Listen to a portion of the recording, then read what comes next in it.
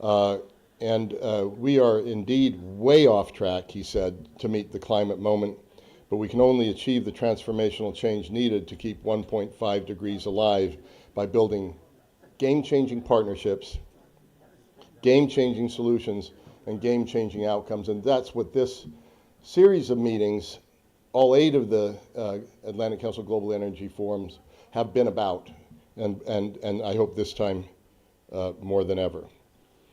This is the perfect place to have these kinds of conversations. We see partnerships created in the diverse community of companies, NGOs, policymakers, and entrepreneurs, scientists, and others who join us year after year. We see solutions emerge from the ideas we debate and discuss over 2 days of panels, meetings, and workshops. And we see outcomes carried forth in the best practices, collaborative programs, and investment propositions that are formed within our community. I was asked by Sky TV Arabia yesterday what I would call this COP. And I'm torn whether this is the inclusivity COP or whether this becomes the solutions COP. And then it struck me, it can only become the solutions COP if it is the inclusivity COP. We can only build truly sustainable climate and energy future if we welcome all parties to the table. This means inclusivity across industries, inclusivity across communities, and inclusivity of ideas across a spectrum of possible solutions. And then you can come to the solutions. There's some encouraging signs of this COP thus far. The loss and damage agreement, the agreement of the 50 companies to net zero 2050, methane 2030, $30 billion facility. So there's a lot of movement even in. Has enough been done to keep 1.5 alive? David, I want to turn to you and get your perspective about how the administration, the Biden administration, balances the need for an urgent reduction of fossil fuels while continuing to work very closely with oil-rich nations such as the UAE. John Kerry, who I know you work closely with, has continued his support of Sultan Al Jaber amid a lot of different developments. How do you strike that balance? So to me, it's both simple and hard. The simple part is science is science and math is math. And if Alec's right, and I think he is right, and it was an inspired choice to have him as COP president a couple years ago, in my opinion, we've got to take these things head on, whether it's Scope 3 emissions in the oil and gas sector or lack of progress in a number of areas. The fact that right now so little of the finance is flowing to the countries and the people that need it the most, right? The statistic that kind of gets lodged, it's just lodged in my head, and it's really dispiriting. 60% of the solar energy falling on planet Earth falls in Africa. And right now, as the commissioner certainly knows better than the rest of us, right now of the world's global PV capacity built, it's 1% in Africa. That's just outrageous. And there's so much more we need to do on that front. So to me, it's all, the best COPs are the places where you have transparency, you have real conversation. Ask yourselves tough questions, ask others tough questions, do it respectfully, but do it directly.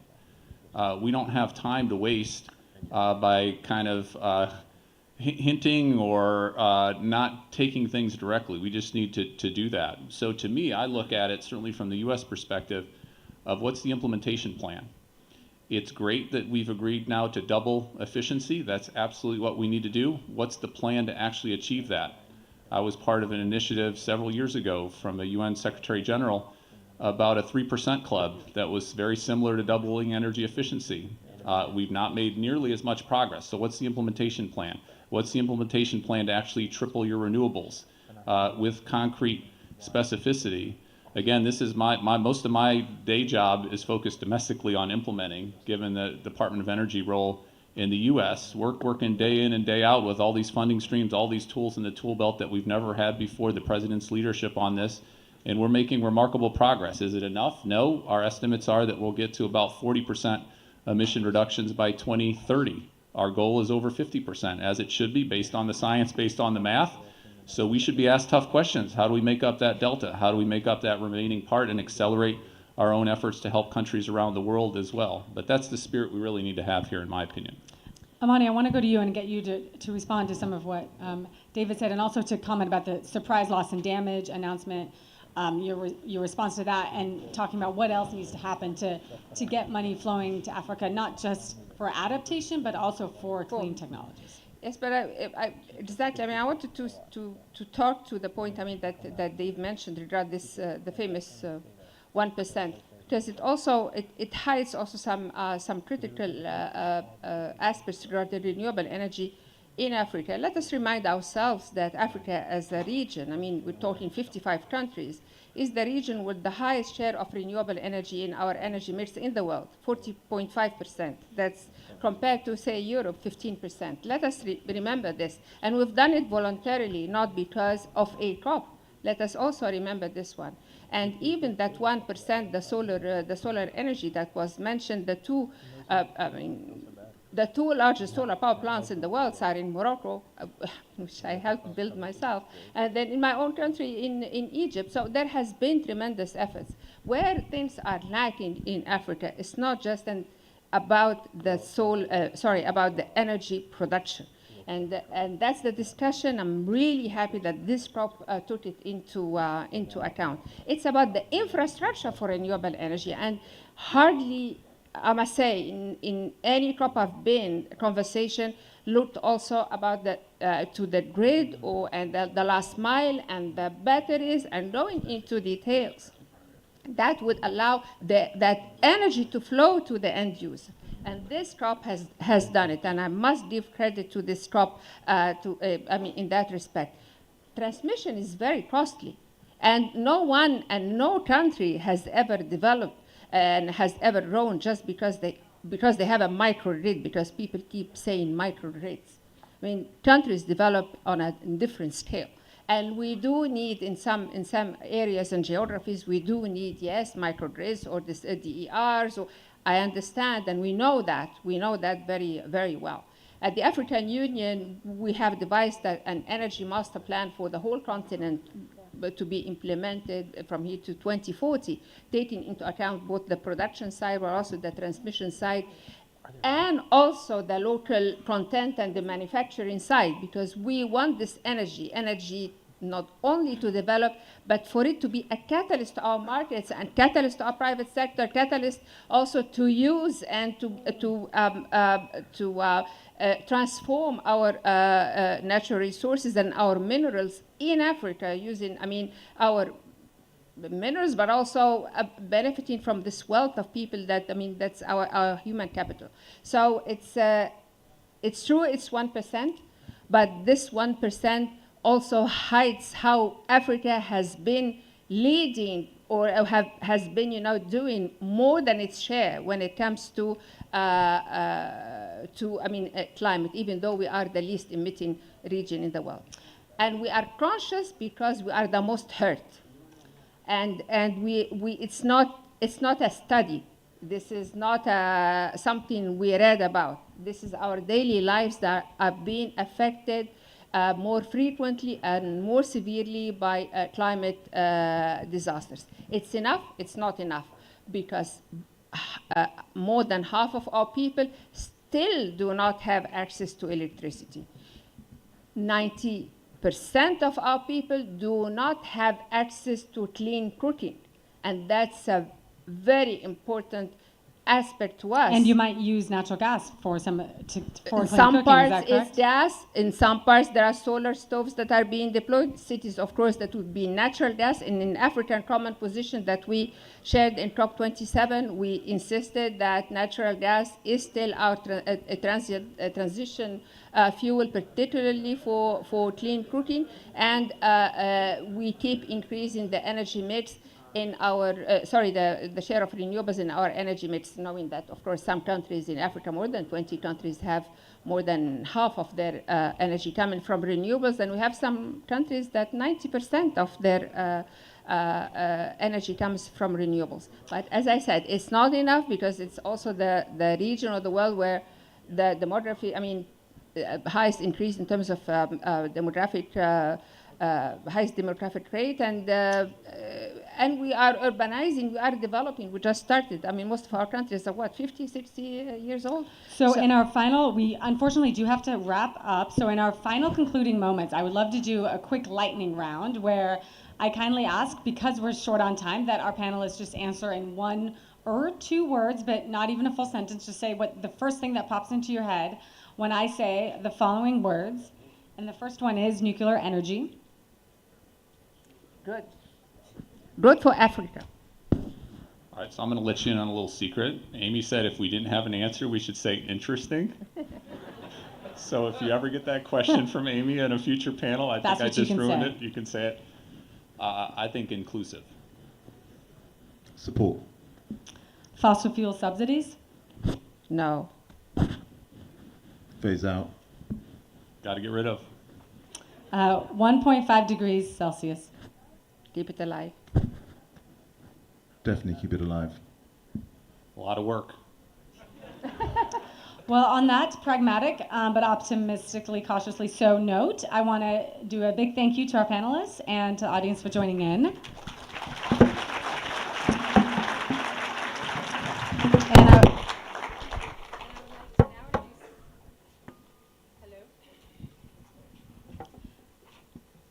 And it's back on. I would like to now introduce Dan Murphy, anchor and correspondent at CNBC, for the next panel on emerging markets.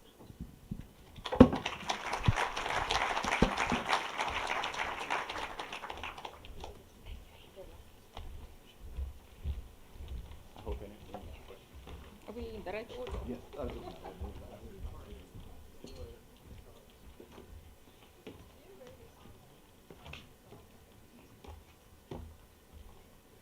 Ladies and gentlemen, warm welcome. Thank you for being in the room with us today. I'm Dan Murphy from CNBC, and I'd like to welcome our next panel to the stage. Please do make them feel welcome. Joining me is Majid Jafar, Chief Executive Officer of Crescent Petroleum, right at the end there. The Honourable Jeffrey Pyatt is here. He's Assistant Secretary, Energy Resources at the US Department of State. Sir, Assistant Secretary, thanks for being here. Daniel Ziegler is Vice Chair, Public Sector, JP Morgan, and Chair of the Governing Board of JP Morgan's Development Finance Institution. Thank you for being here. And Aubrey Krubry is Non-Resident Senior Fellow, the Africa Center at the Atlantic Council. So we're going to talk a little bit about the emerging markets here, and I think most importantly, I wanted to thank the Atlantic Council for putting this panel together and of course being at the center of the global energy conversation. So my first question, perhaps to kick it off with you, Assistant Secretary, is when you think about this challenge in the emerging markets, what is the biggest barrier or the biggest hurdle to deploying energy, capital, and technology in these markets, and why? Yeah. Well, thanks, Dan. And first of all, let me say how great it is to be back with the Atlantic Council. And I think on the question you pose, I would start with the core principle of the Biden administration, which is that this is the quintessential global issue. We cannot solve the climate challenge without building the broadest possible coalition. The United States is about 11% of global CO2, so we could decarbonize the US economy tomorrow, and we would not solve the climate crisis. So we have to do 2 things. One, we need to build a broad partnership with our transatlantic allies, within the G7, among the developed countries, to mobilize capital, to accelerate the deployment of new technologies, and to decarbonize our energy systems as fast as possible.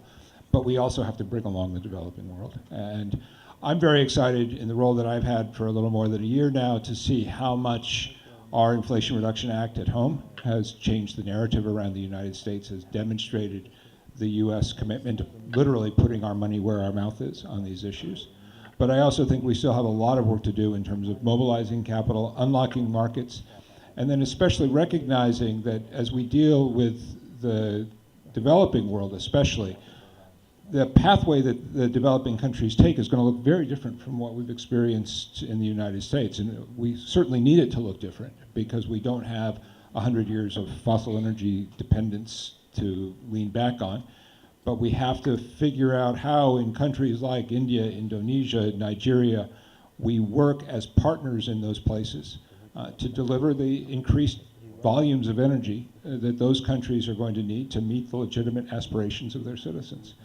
The other point I would make in this context, and in the context of the Biden administration's very strong commitment to approaching these issues in partnership, working with our allies, working with the G7, but also working in fora like the G20 and beyond, is that as we listen to the lessons that are coming out of the Inflation Reduction Act, as we move into areas of new technology, new battery storage, clean hydrogen, carbon sequestration, figuring out how we can scale those technologies in a way that becomes deployable. And for me, having spent a lot of my professional career in India and Pakistan, I sort of think of it through a South Asian lens, and understanding that, and I was back in both Delhi and Islamabad over the course of the spring, a few months apart. You know, when you visit that part of the world today, the climate crisis is right in front of everybody's face. There is a recognition of the urgency of energy transition. You see that, for instance, in Prime Minister Modi's very ambitious goals for clean energy deployment. But there's also a recognition or an insistence that transition has to come after access. And so the challenge is to overcome the tension between those two. And that's where I look to Dan and others who are in the market, because that's what's going to solve it. Okay, Aubrey, did you want to come in here with your thoughts on this as well, particularly from the Africa context? Sure, thank you. And I really feel so much I was about to say was already said by Assistant Secretary Pyatt, because what he captured is that emerging markets, particularly those in Africa, they have a dual imperative. They have to grow green, but they have to address poverty. And there's no way to address poverty if you can't address energy poverty, right? So if you have 60% or 600 million Africans lack access, reliable access to electricity, which is 80% of the world's population that lacks access, okay? So we know Africa is about 20% of global population, and yet it attracts less than 3% of energy investment globally. So these numbers mean that there's disparity, and this disparity is at the heart of the question of climate justice. Okay, because you have a region that has polluted the least, they have the lowest per capita emissions in the world, and they suffer from the consequences of carbon-intensive growth that enriched all of us. And I pause there because that injustice is real. And so policymakers who are here, and US policymakers, developed world policymakers, have to come at it from a point where Assistant Secretary started, of empathy, of understanding that reality, and that dual imperative, right? And that, therefore, we need kind of nuanced thinking when it comes to how we target commitments and financing to African markets, because if we just blanket say no more fossil fuels, for example, then how will countries address their gap in access to electricity if they can't utilize natural gas for base load power? So these issues need nuance. And, I fear the day as an American who lives in Washington, I'm going to log into my 401k and it's going to say to me, do you want any of your retirement invested in fossil fuels?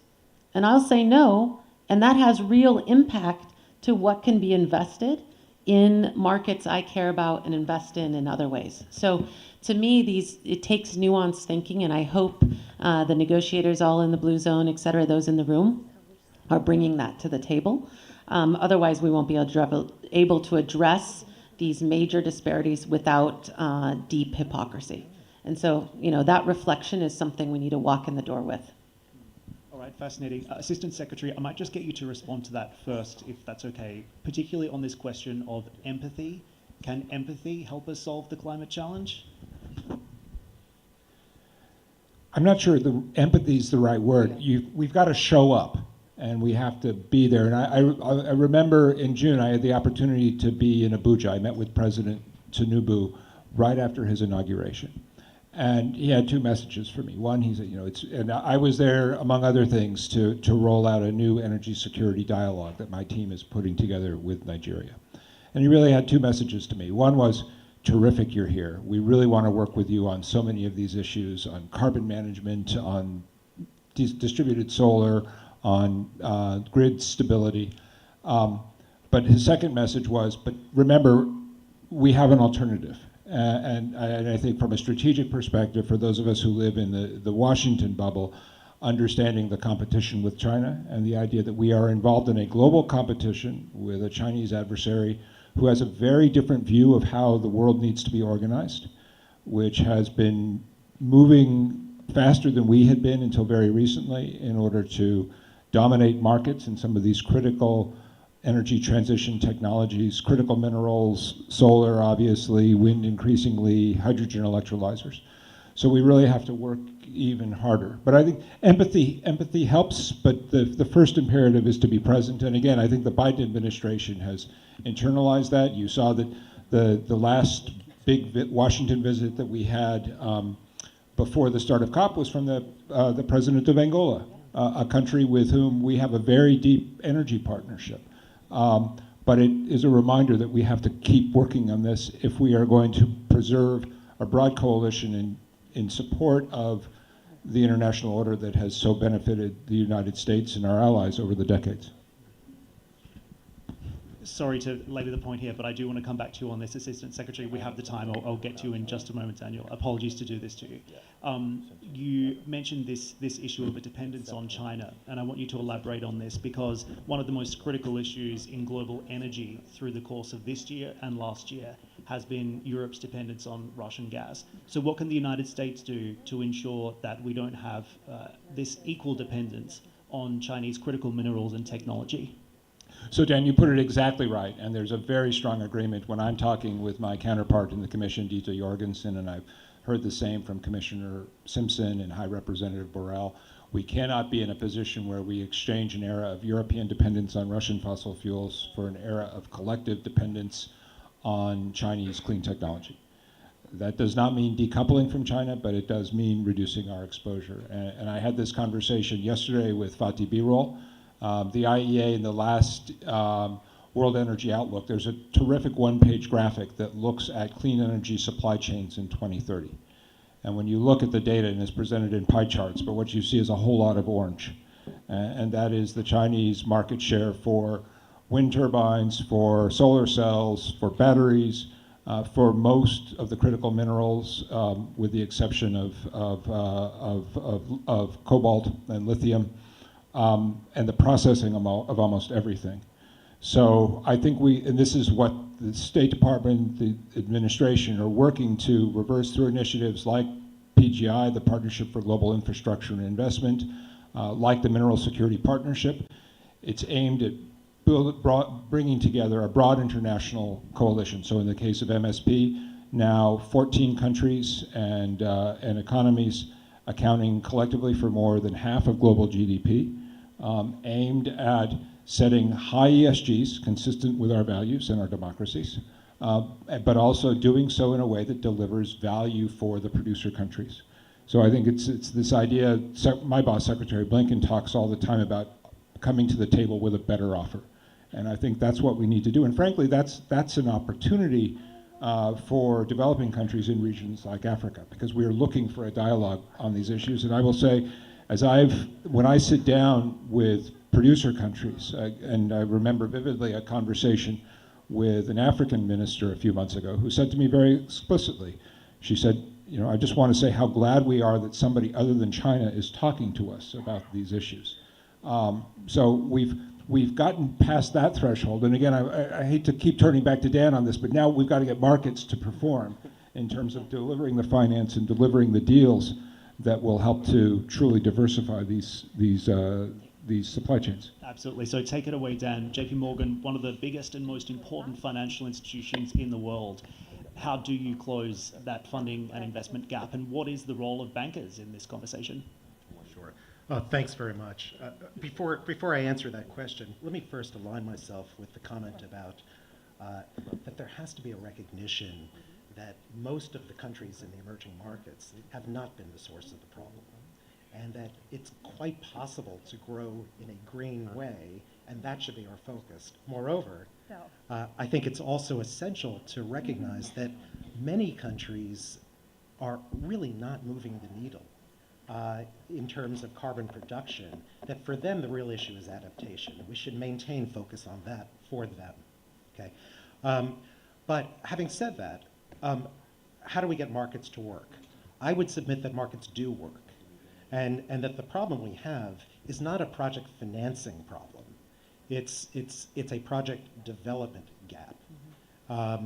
You know, our experience is that if countries are able to get a few of the basic things right, and that means having projects that make engineering and economic sense, that are sensitive to ESG risks, which, by the way, don't go away just because it's a renewables project, having a pricing structure for PPAs that provides an adequate return for debt investors as well as for the project sponsors, whoever that may be, whether it's public or private, having a network of credit-worthy local institutions, local utilities that have transparent accounts that are, and I should emphasize here, including access to appropriate transmission and distribution.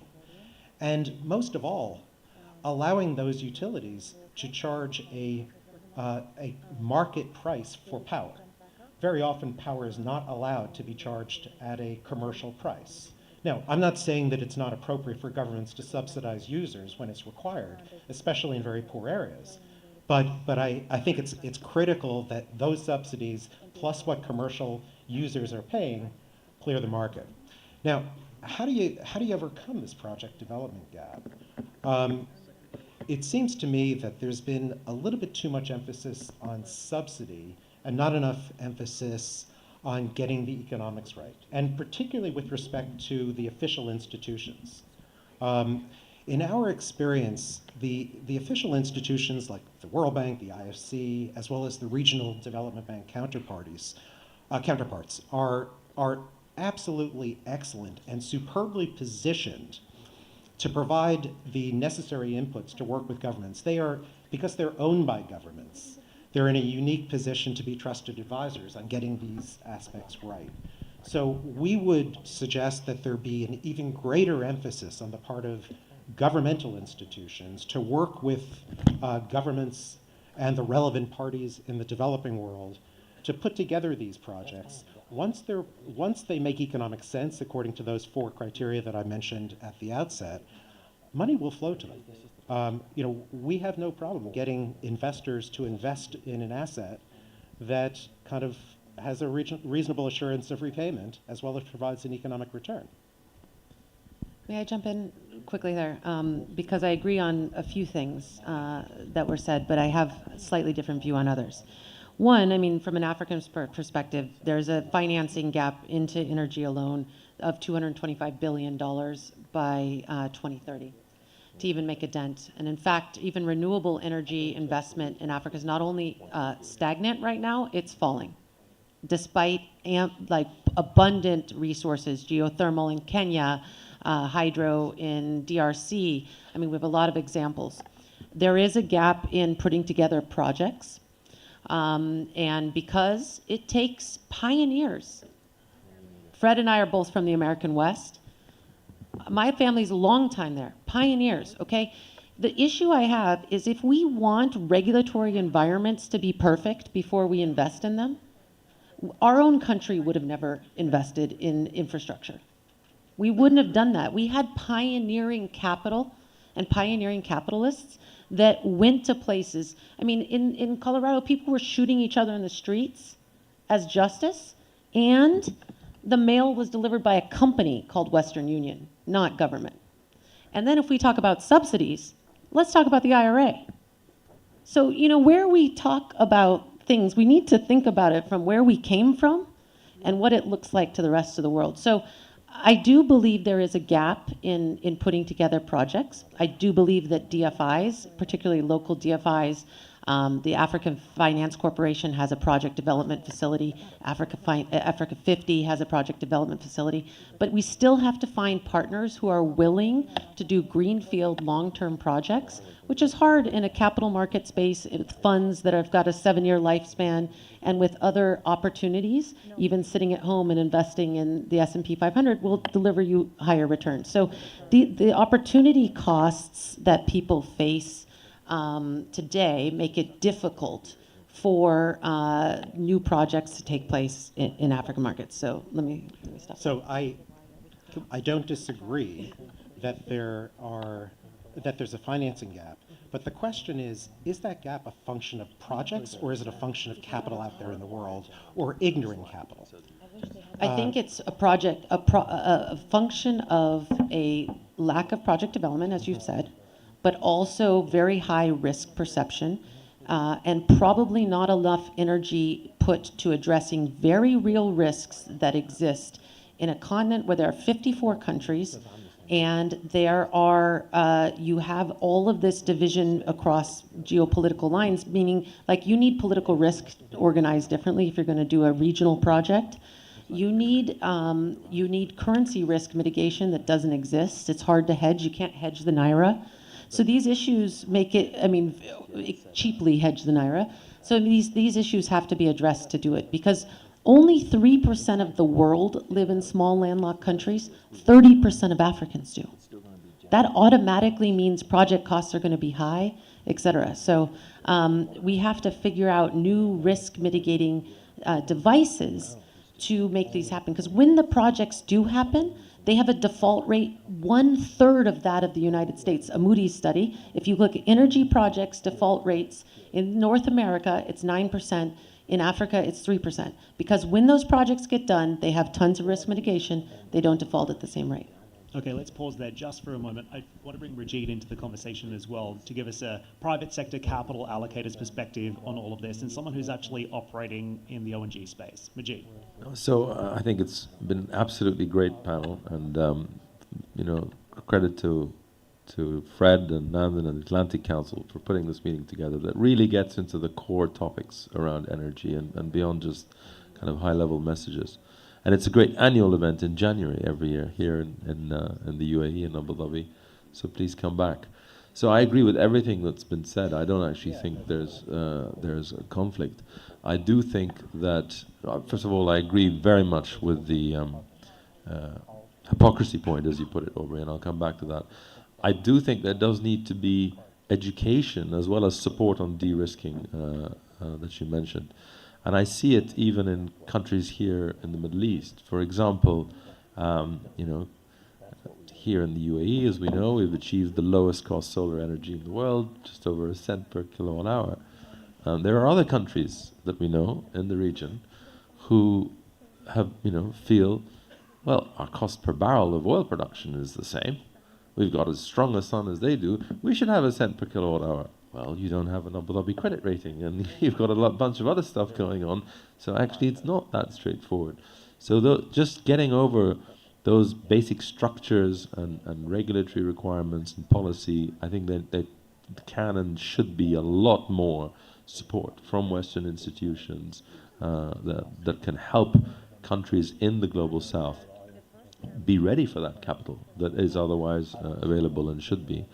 On the point of the hypocrisy you mentioned, or the need for the empathy, I think it was exacerbated even more last year when we had really a global energy crisis, certainly in Europe, because countries in Africa and elsewhere in the global South saw Europeans turn on coal factories, subsidizing energy at the point of consumption. I mean, massively. I mean, in London, my electricity bill was half paid by the government. They call it energy support, but, subsidy. And then scrambling around to places like Africa, Mozambique, Tanzania, trying to buy the LNG, the gas that they'd refused to finance for domestic use, as long as it's going to Germany and Italy, right? And so that really is like beyond a shock, I think, to these host governments in these countries. And they've been waiting. I mean, we have the Loss and Damage Fund finally announced after many years. But since 2009, there's been this pledge of $100 billion a year. OECD claims it may have been met last year. The jury's out. But they see Inflation Reduction Act, which is amazing, but it's all money at home in the US, $1 trillion maybe. Europe responds with its own version, some sort of a trade war in the name of climate going on, again at the expense of the global south. That's the perception. And then there's been this ideological opposition or animosity in Western financial institutions, major multilateral development banks and others, not only against oil, gas, nuclear, hydro. I mean, Europe utilizes 92% of its hydro capacity, okay? Africa, I think it's 4%, right? But European NGOs lobby against it because, they have this somehow idealized view of a river in Africa, and human building a dam is just evil and might mess up my whitewater rafting or whatever, let alone ignoring the local development benefits. So they've been against that as well, right? So it's only solar and wind, and we mentioned the challenges around that. What happens when the sun isn't shining or the wind isn't blowing? They're going to burn coal, which is what's happening in China. We've got 200 coal plants under construction. India is going to expand their coal by 60% by the end of the decade. The two of them use 70% of the world's coal, and that's the main reason emissions have been going up since 2019. And I think, actually, Western policies, failure to fund natural gas in particular, to back up renewables, is a big reason why the developing world is burning more coal and emissions are going up. Plus we're having energy price spikes, plus we're having energy shortages. So we're failing on all three legs of the energy trilemma of availability, affordability, and sustainability.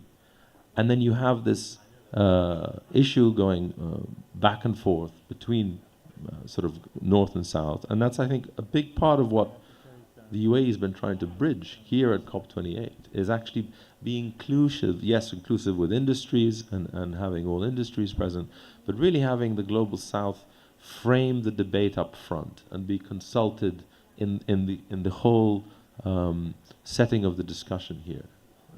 And I'm hopeful for that.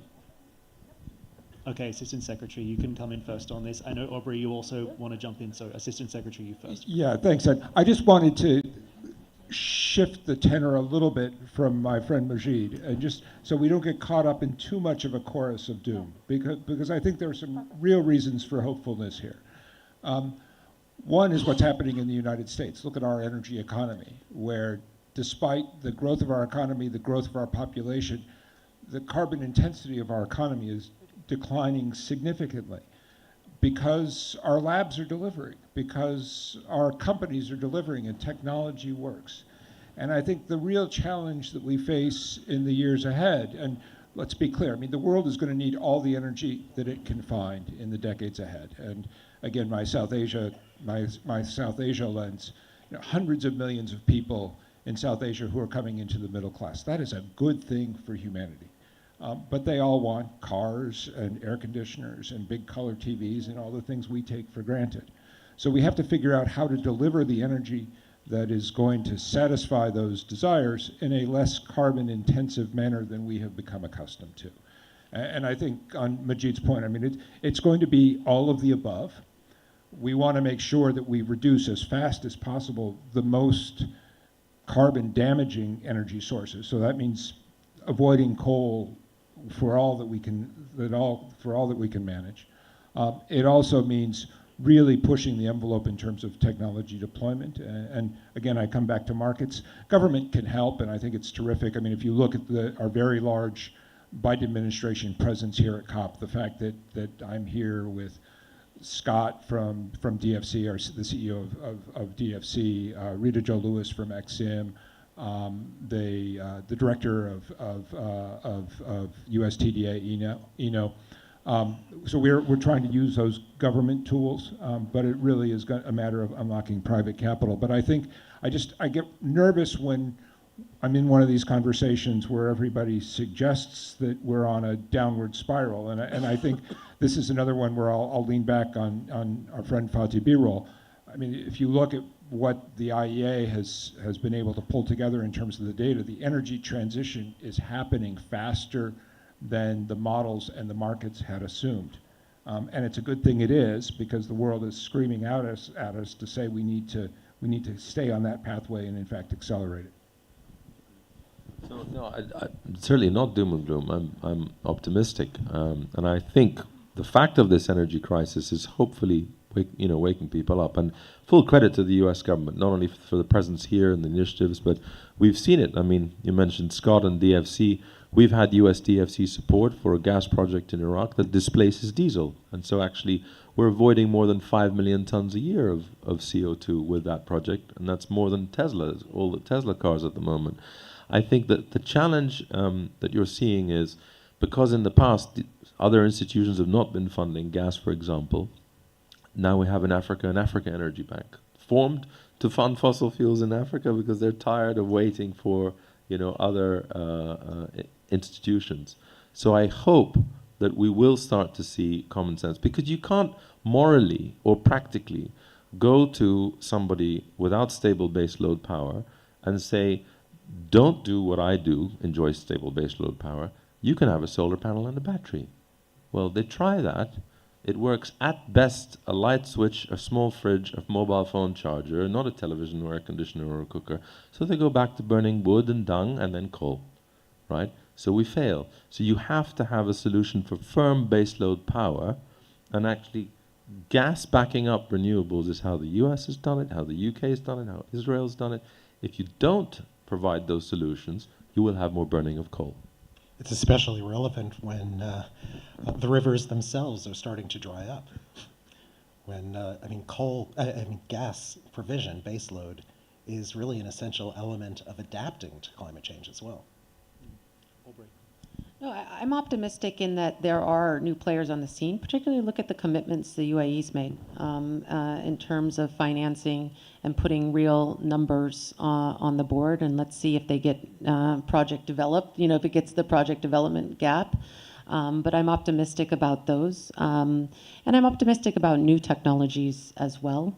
And that there are many who are trying to take a more nuanced decision-making approach to investing in things that are green, let's say. So, Jake Levine from DFC, we had conversations where we were talking about the fact that, for example, a supply chain today, it's status quo supply chain. Let's just take how fuel gets to Eastern Congo today. It's put on a ship in the Persian Gulf. It's taken across the ocean to Mombasa. It's offloaded onto trucks. It's driven the distance of New York to California. And then that is a dirty supply chain. It's carbon intensive. There's all kinds of idling of trucks, et cetera. So maybe building a refinery in East Africa is actually cleaner because the fuel won't have to go all that way.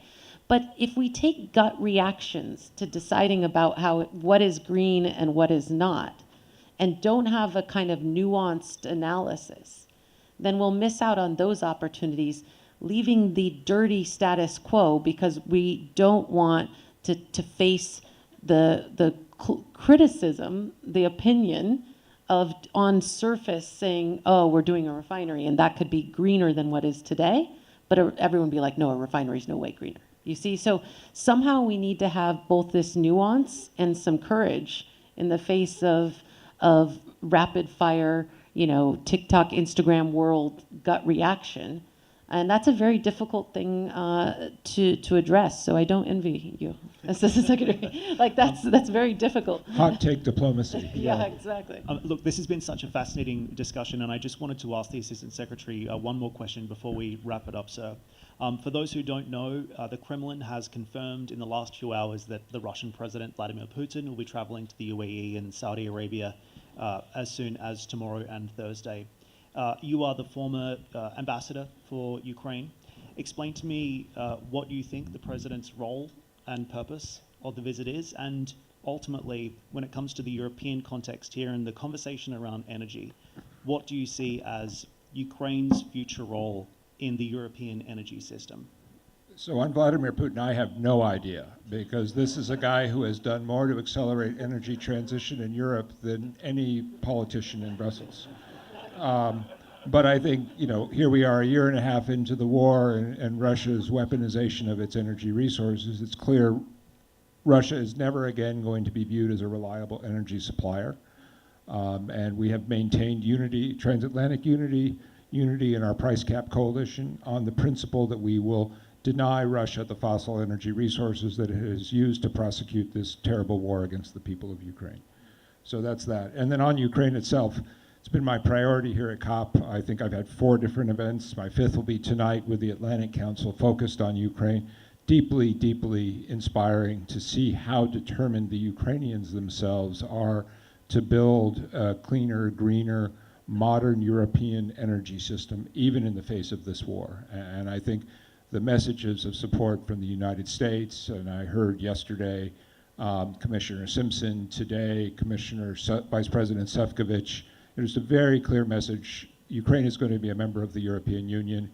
Brussels and the members of the EU and the United States are going to work as hard as we can, both to help Ukraine build the resilience it needs to defeat the brutal attacks on civilian energy infrastructure that the Kremlin is engaged in, including as recently as the weekend before last, but also to help Ukraine build an energy system that is fully aligned with the European Union and Ukraine's eventual EU membership. I will also say, as we look to a post-war period, there's no reason why Ukraine should not be seen as a tremendous investment opportunity and as a country that will be a major energy supplier to the rest of the European Union. It has one of Europe's largest nuclear fleets. It has significant wind and solar resources. It has very strong human capital. And it has demonstrated over the 18 months of this war just extraordinary fortitude and resilience. And I say this as somebody who lived in the European Union as ambassador to Greece for 6 years.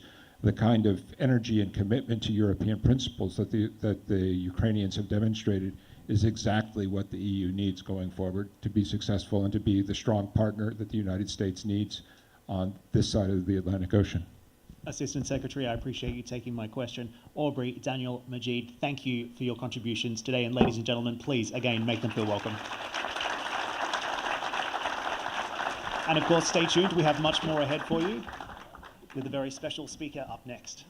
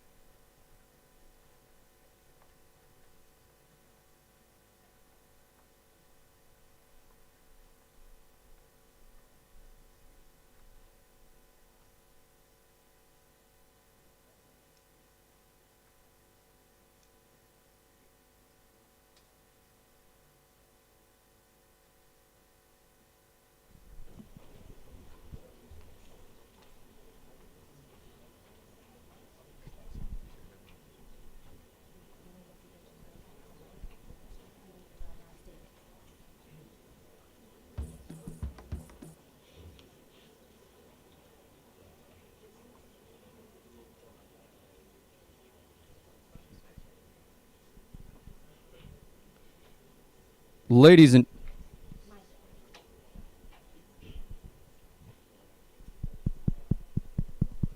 ladies.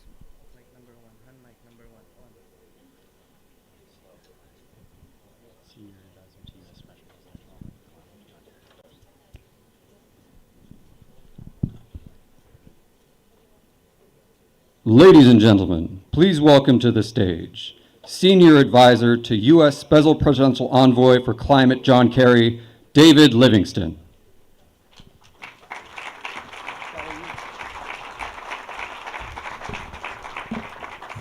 Thank you very much, ladies and gentlemen. Welcome to Dubai. Welcome to COP28. It's a great pleasure to be with you here today for a first-of-a-kind discussion on advancing international partnerships for fusion energy commercialization.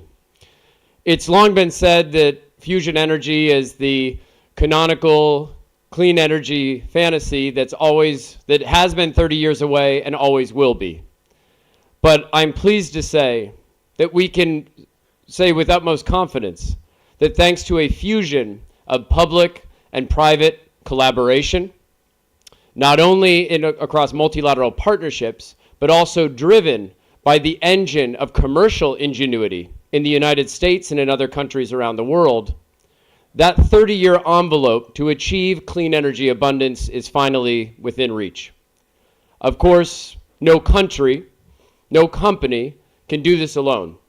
And it is for that reason that this promising clean energy baseload resource must be developed in concert among like-minded partners that collaborate with one another from the start, that build logically on the steps that have been taken by scientists, by labs, and by companies and workshops in the years prior. It is that sort of international approach to pulling together partnerships for the commercialization of fusion energy that we're here to discuss today. And it is my pleasure to introduce the perfect person to lay out such a strategy. My boss, Special Presidential Envoy for Climate, Secretary John Kerry.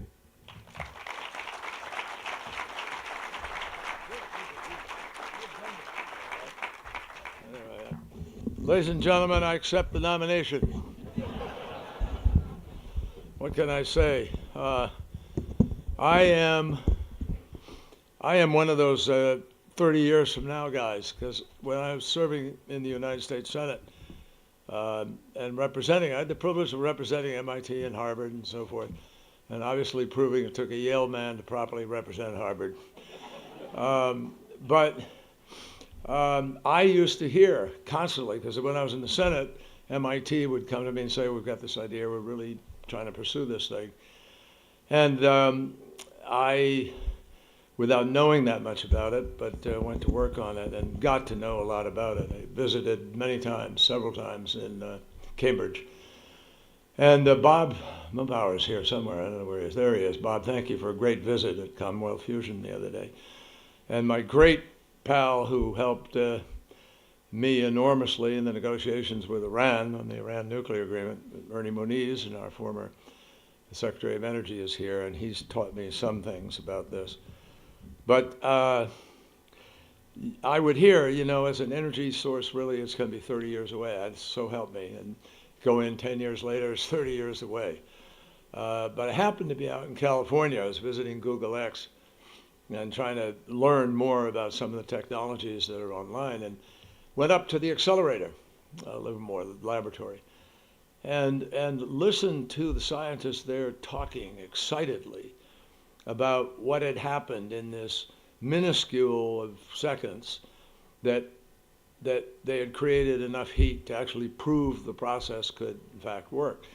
So I went out and saw a Commonwealth the other day where there's a great deal of construction taking place. So this is exciting, but I can't tell you how many years away it is. I'm not sure Bob or others can either yet. But almost to the day, 70 years ago, President Eisenhower delivered an historic Atoms for Peace speech.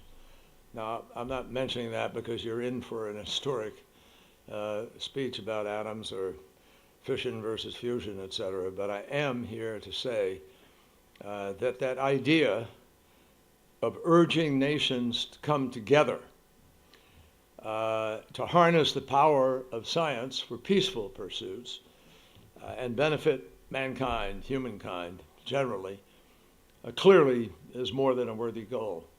It's the highest aspiration, if you will, of diplomacy, of foreign policy, of strategic interests. And I thank the Atlantic Council, thank you, Fred, for the work you guys do always to bring the most relevant issues to the table at the critical times. So today I'm privileged to be here without any pretension in terms of escalating the size of the charge that we're trying to issue today. But I am here to try to again harness the power of fundamental physics and human ingenuity in response to a crisis. And in this case, I think everybody here understands, because you're at COP28, which is 27 COPs too many, you're here to help us figure out how we are really going to thread this needle. The crisis could not be more clear, and I'm not here to run through all of the evidence, but when it's 70 degrees above normal in the Arctic during the summer, this past summer, and 100 degrees Fahrenheit above normal in the Antarctic, and we're learning about this massive thousands of years of ice berg that has broken off because it was stuck in the mud for years, but now it's melting away. And so it moved, and it's going out towards Georgia Island, and it will, along with 86 million metric tons a day from just one fjord up in Greenland, continue to shock the scientists. And now we are hearing from the best scientists in the world that they're alarmed. Some say terrified. Others have altogether said we are in uncharted territory. And if you're a government official, if you're in public life, there is, after all, I think, a precautionary principle about governance, where when scientists are presenting you with facts, and Mother Nature herself is presenting you with facts, like 18 separate $1 billion climate events in the United States last year, you ought to stop and really think about what's going on and then figure out how you're going to respond to it. And that's what we're doing here. Fusion energy certainly can excite the mind, and it can excite the spirit of possibilities that exists in all of us as human beings. And the evidence is now clear about how critical this choice is for us to try to move forward faster. I personally believe, based on what I've read and learned and talking with people like Ernie Moniz and others, Ernie was just telling me a moment ago about how a visit he made a number of years ago when he didn't really believe completely in this possibility or this track. But a visit and the evidence of how far people had progressed convinced him, and I'm sure he'll talk about it on the panel, of the possibilities, and he's now fully engaged in this quest. So I believe, based on friends I have, people I respect, evidence that I've read, that there is potential in fusion to revolutionize our world and to change all of the options that are in front of us and provide the world with abundant and clean energy without the harmful emissions of traditional energy sources. And while we've had a little debate in the last few days about what the evidence shows or doesn't show of science, science clearly tells us, without any question whatsoever, that the cause of this crisis is one of the simplest things we could try to figure out. It's about math and physics telling us that it's emissions, it's the way we burn fossil fuels without capturing the emissions. And we have two options: either capture the emissions or don't burn it. That's really where we are. And we got to figure out what we're going to do at a critical pace. Fusion, I believe, can be a critical piece of our energy future, obviously, along with wind and solar and nuclear fission and geothermal and other forms of energy. But the cadence of new and exciting fusion announcements has obviously increased over time. New startups are exploring exciting new modalities for fusion energy. There are a lot of different approaches that are in many of the different companies that have sprung up pursuing this, some further along than others, obviously. But all of them begin to tell us that new computational tools and new materials help us realize and harness the energy of a burning plasma. And of course, the landmark announcement about ignition from the National Laboratory last year. So we are edging ever closer to a fusion-powered reality. And at the same time, yes, significant scientific and engineering challenges exist, yes. And careful thought and thoughtful policy is going to be critical to be able to navigate this critical juncture. The United States was proud to announce its bold decadal vision for commercial fusion energy last year, built on a series of public and private sector partnerships to accelerate the research over the next decade towards a full demonstration of fusion energy. But it is clear we cannot realize this grand ambition, perhaps not at all, but certainly not at the pace we need to, doing it alone. Science is inherently international, and scientists behave differently from a lot of other folks who are engaged in these debates. And fusion has actually benefited greatly from a strong tradition of international partnership. The ITER, the largest science infrastructure project in the world, which brings together 35 nations and is critical to the effort. I think everybody understands we've got to improve the way the international effort can happen. And that's part of what will be talked about today as we lay out this road ahead for a international structure. Collaboration and knowledge shared are essential to beginning to accelerate what we're trying to do.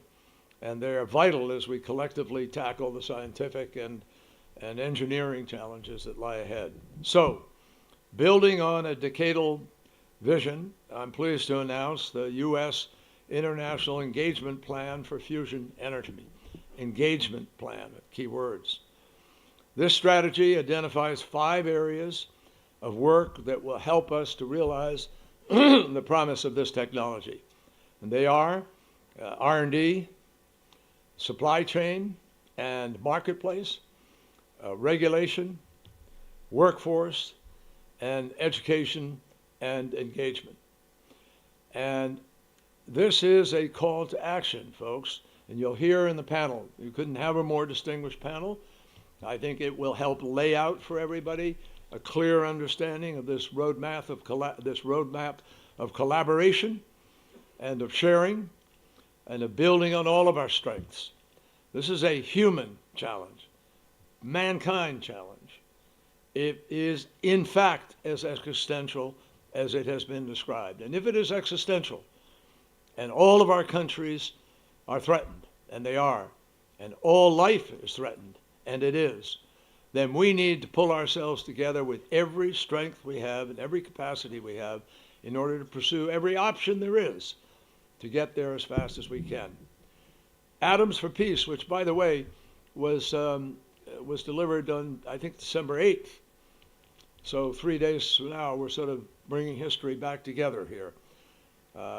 And it was really President Eisenhower at his best in terms of his vision. He is, after all, the president who warned us about an military-industrial complex.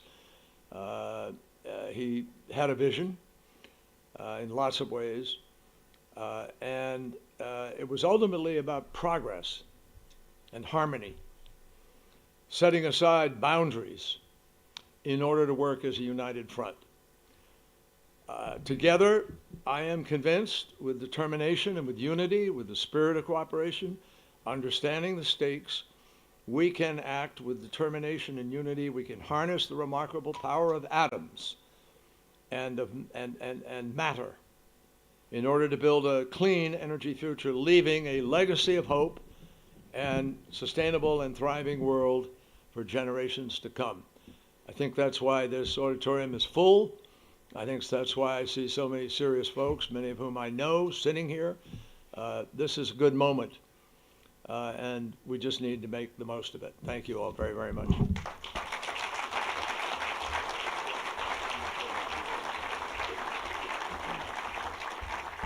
Thank you very much, Mr. Secretary. And if I can now ask the panelists to come to the stage for a brief family photo. You know, in the course of my political career and diplomacy as secretary, I have done hundreds of family photos, and I have never seen one of them. I'll show you this one. Everybody looks at one camera at a time. All right, one big happy family.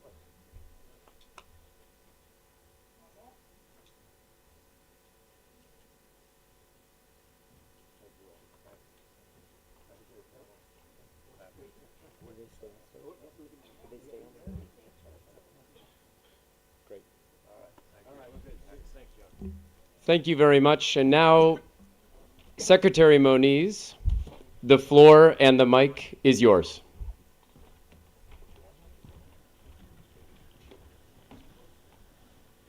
Well, thank you.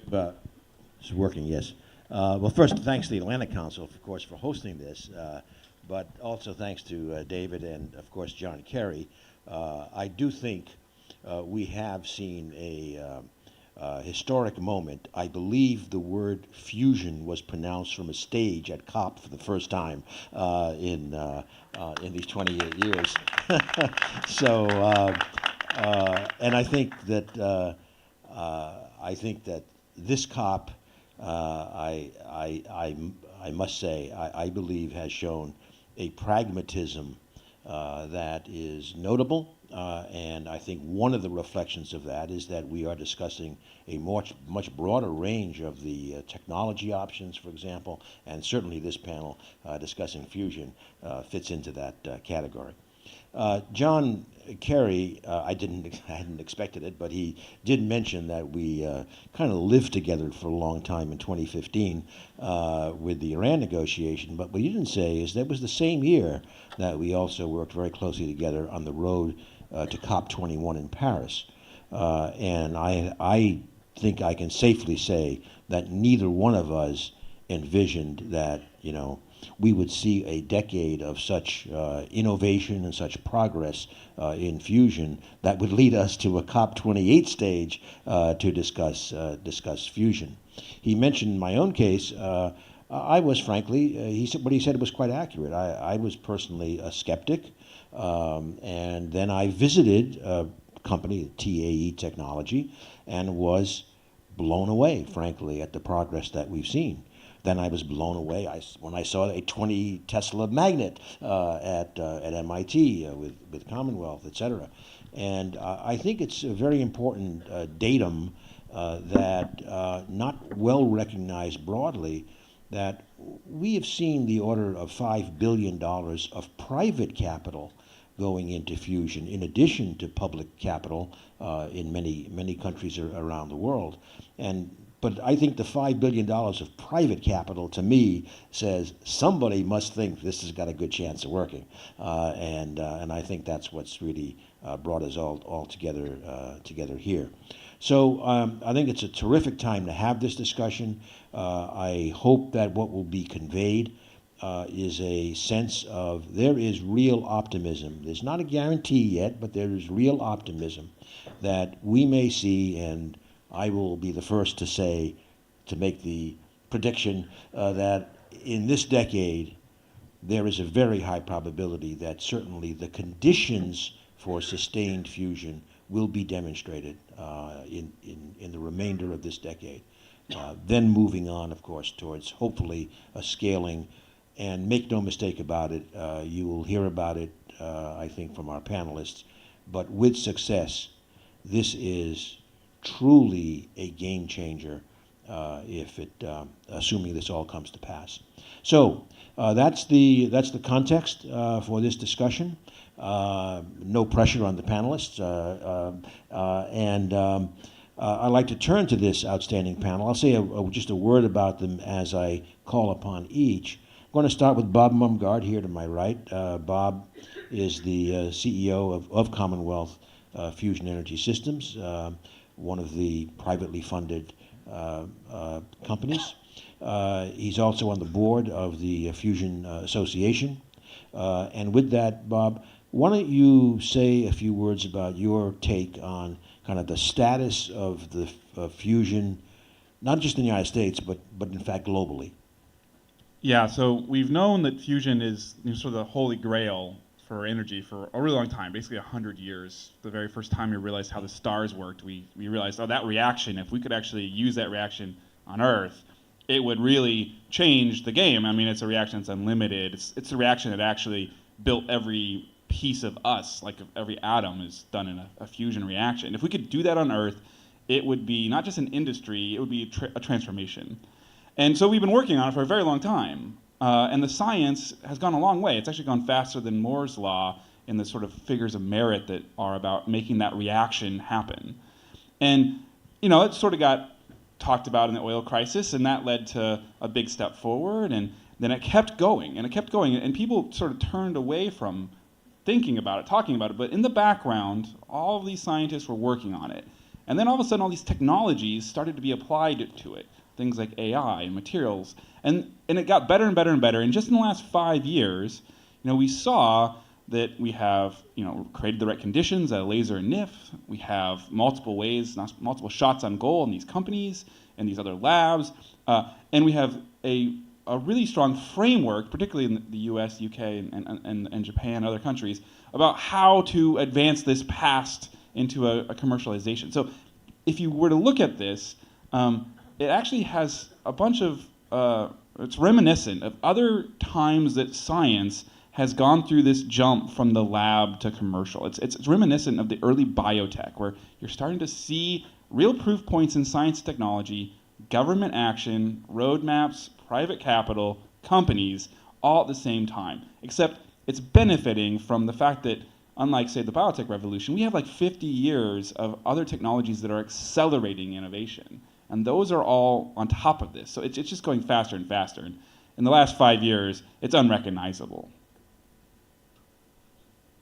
Oh, I thought you were going to say more, but that's okay. That's a good start. I actually do want to re-emphasize one of the things Bob mentioned, and that is that the integration now of these broad technology developments like AI and machine learning and other technologies, high performance computing and the like, really are transforming a lot of science. But certainly in the fusion arena, it's having an enormous impact in accelerating the experimental programs that we all think are, at least have a very high probability of leading to success.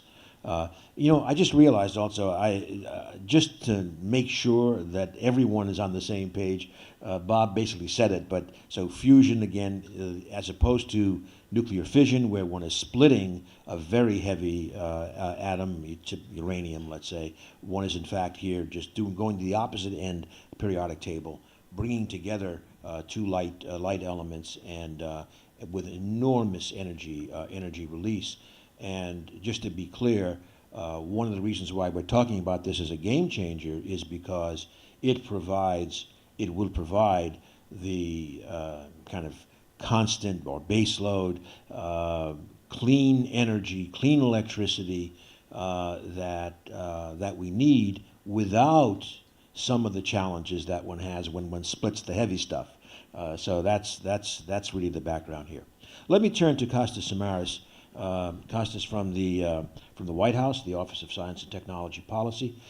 He was a co-host of last year's rather novel White House Fusion Energy Summit or something like that. And Kostas, maybe you can, the governments in the United States, but also many other governments around the world, showing great interest now in pushing this technology forward rapidly. Perhaps you can comment on the announcement we just heard and the decadal vision that, of course, came out of last year's summit. Well, thanks very much. It's an honor to be here with everyone. As we've heard, fusion has benefited from more than 6 decades of federal R&D, including many decades at the Department of Energy and its predecessor organizations. And there's been international collaboration throughout that entire period. But we're really entering a new era now. As Mr. Secretary mentioned, last year we had the first ever White House Summit on Fusion Energy, and the President launched a bold decadal vision, and that includes advanced R&D, it includes milestone programs for public-private partnerships, and new R&D opportunities with the private sector and international collaborators. Now, the challenge here is energy technologies have long taken decades to get from the starting place to the market, and we do not have decades. And international collaboration is one way to kickstart and supercharge the opportunities in fusion energy that we're seeing in the private sector and really accelerate the pathway between now and a commercial fusion power plant. And so we heard that the new international partnership announced today includes R&D, includes supply chain, it includes workforce, it includes public education. And really, it is about doing all those things at the same time. So just like a computer will take different tasks and break them up and do them on different chips, we call it parallel processing. We can't do all of those things independently and wait to build up a global supply chain and wait to build up a diverse workforce and wait to build out the type of marketplace and finance. We have to do them all at the same time. And that's really what this international partnership and the President's bold decadal vision is all about, accelerating the promise of fusion energy for all in a way that brings this amazing technology to the marketplace and leaves nobody behind. Kasia, can you just elaborate a little bit on some of the specific elements of the vision and how the government is looking to work with the private sector? You know, as you mentioned, there's more than $6 billion it keeps clicking up. Yeah, in private sector investment in here. This is about using the milestone-based public-private partnerships, doing shared test facilities. So instead of having each place build their own facility, we can do shared test facilities, collaborate, and share knowledge across borders and boundaries so that we can understand at this really important juncture where we're rapidly advancing, and I think the biotech example, Bob, is a perfect example, is that we don't know how fast this can go. All we know is that we want to be ready with understanding materials in harsh environments, understanding how we can get and sustain a burning plasma, understand how, once we get that burning plasma, how to turn it into electricity or heat and be able to power all of the world's energy demands in a way that has zero emissions. And so this public-private partnership, this international collaboration really starts to build out all of these individual elements by digging into the science that enables the advancement of a fusion power plant along the timeline that we need to deal with climate change. Thank you. And I would just add, along the lines of public-private partnership, for example, in the United States, the Department of Energy and its laboratories have already made available, for example, large amounts of high-performance computing to these private companies, which is very helpful. The high-tech sector has already applied things like machine learning approaches to advance the experiments. We just heard a few days ago about AI having a big breakthrough in terms of new materials. So this is very important. And speaking of the high-tech sector, we're going to turn to Michelle Patron from Microsoft. Microsoft is obviously one of those gobbler of green electrons. They want as many as they can find. So perhaps you could talk about what a company like Microsoft sees in the fusion developments and why it's so important. Well, thank you. It's a pleasure to join you all today. At Microsoft, we have a vision for the world's grids that 100% of the electricity, 100% of the time, comes from zero carbon sources. And we have an important role to play. We are a large clean energy purchaser. In fact, we have purchased or we've contracted for 19 gigawatts of renewable energy capacity since 2013, and that's equivalent to about 10 Hoover dams. We are an investor. In 2020, when we announced our carbon negative goal, we also announced a $1 billion climate innovation fund, and we have deployed about $700 million of that in 50 investments in carbon-free and grid technologies, including in carbon-free and grid technologies. And we're also a digital service provider to customers across the power sector. So based on that, I have 3 observations. One is that in order to meet growing electricity demand and to do it in a full decarbonization way, we need a multi-technology approach. We need to continue to invest, the world needs to continue to invest in solar and wind and storage and geothermal, but also needs to include these advanced carbon-free technologies like fusion. The second is that while we are talking about global issues and electricity is global, grids are also local. And so the mix will really depend on local politics and local economic and local social considerations. And the third observation is how important it is to couple procurement with strong policy action.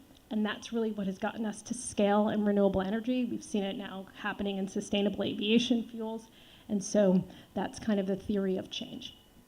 So earlier this year, Microsoft announced that we had a power purchasing agreement with Helion, another startup alongside Commonwealth, to send that market signal that for 50 megawatts of electricity coming from a site in Washington State, that if once this technology comes online, there are corporate buyers that want to purchase it. And as well, to help continue to take this down the cost curve and to continue go towards commercialization.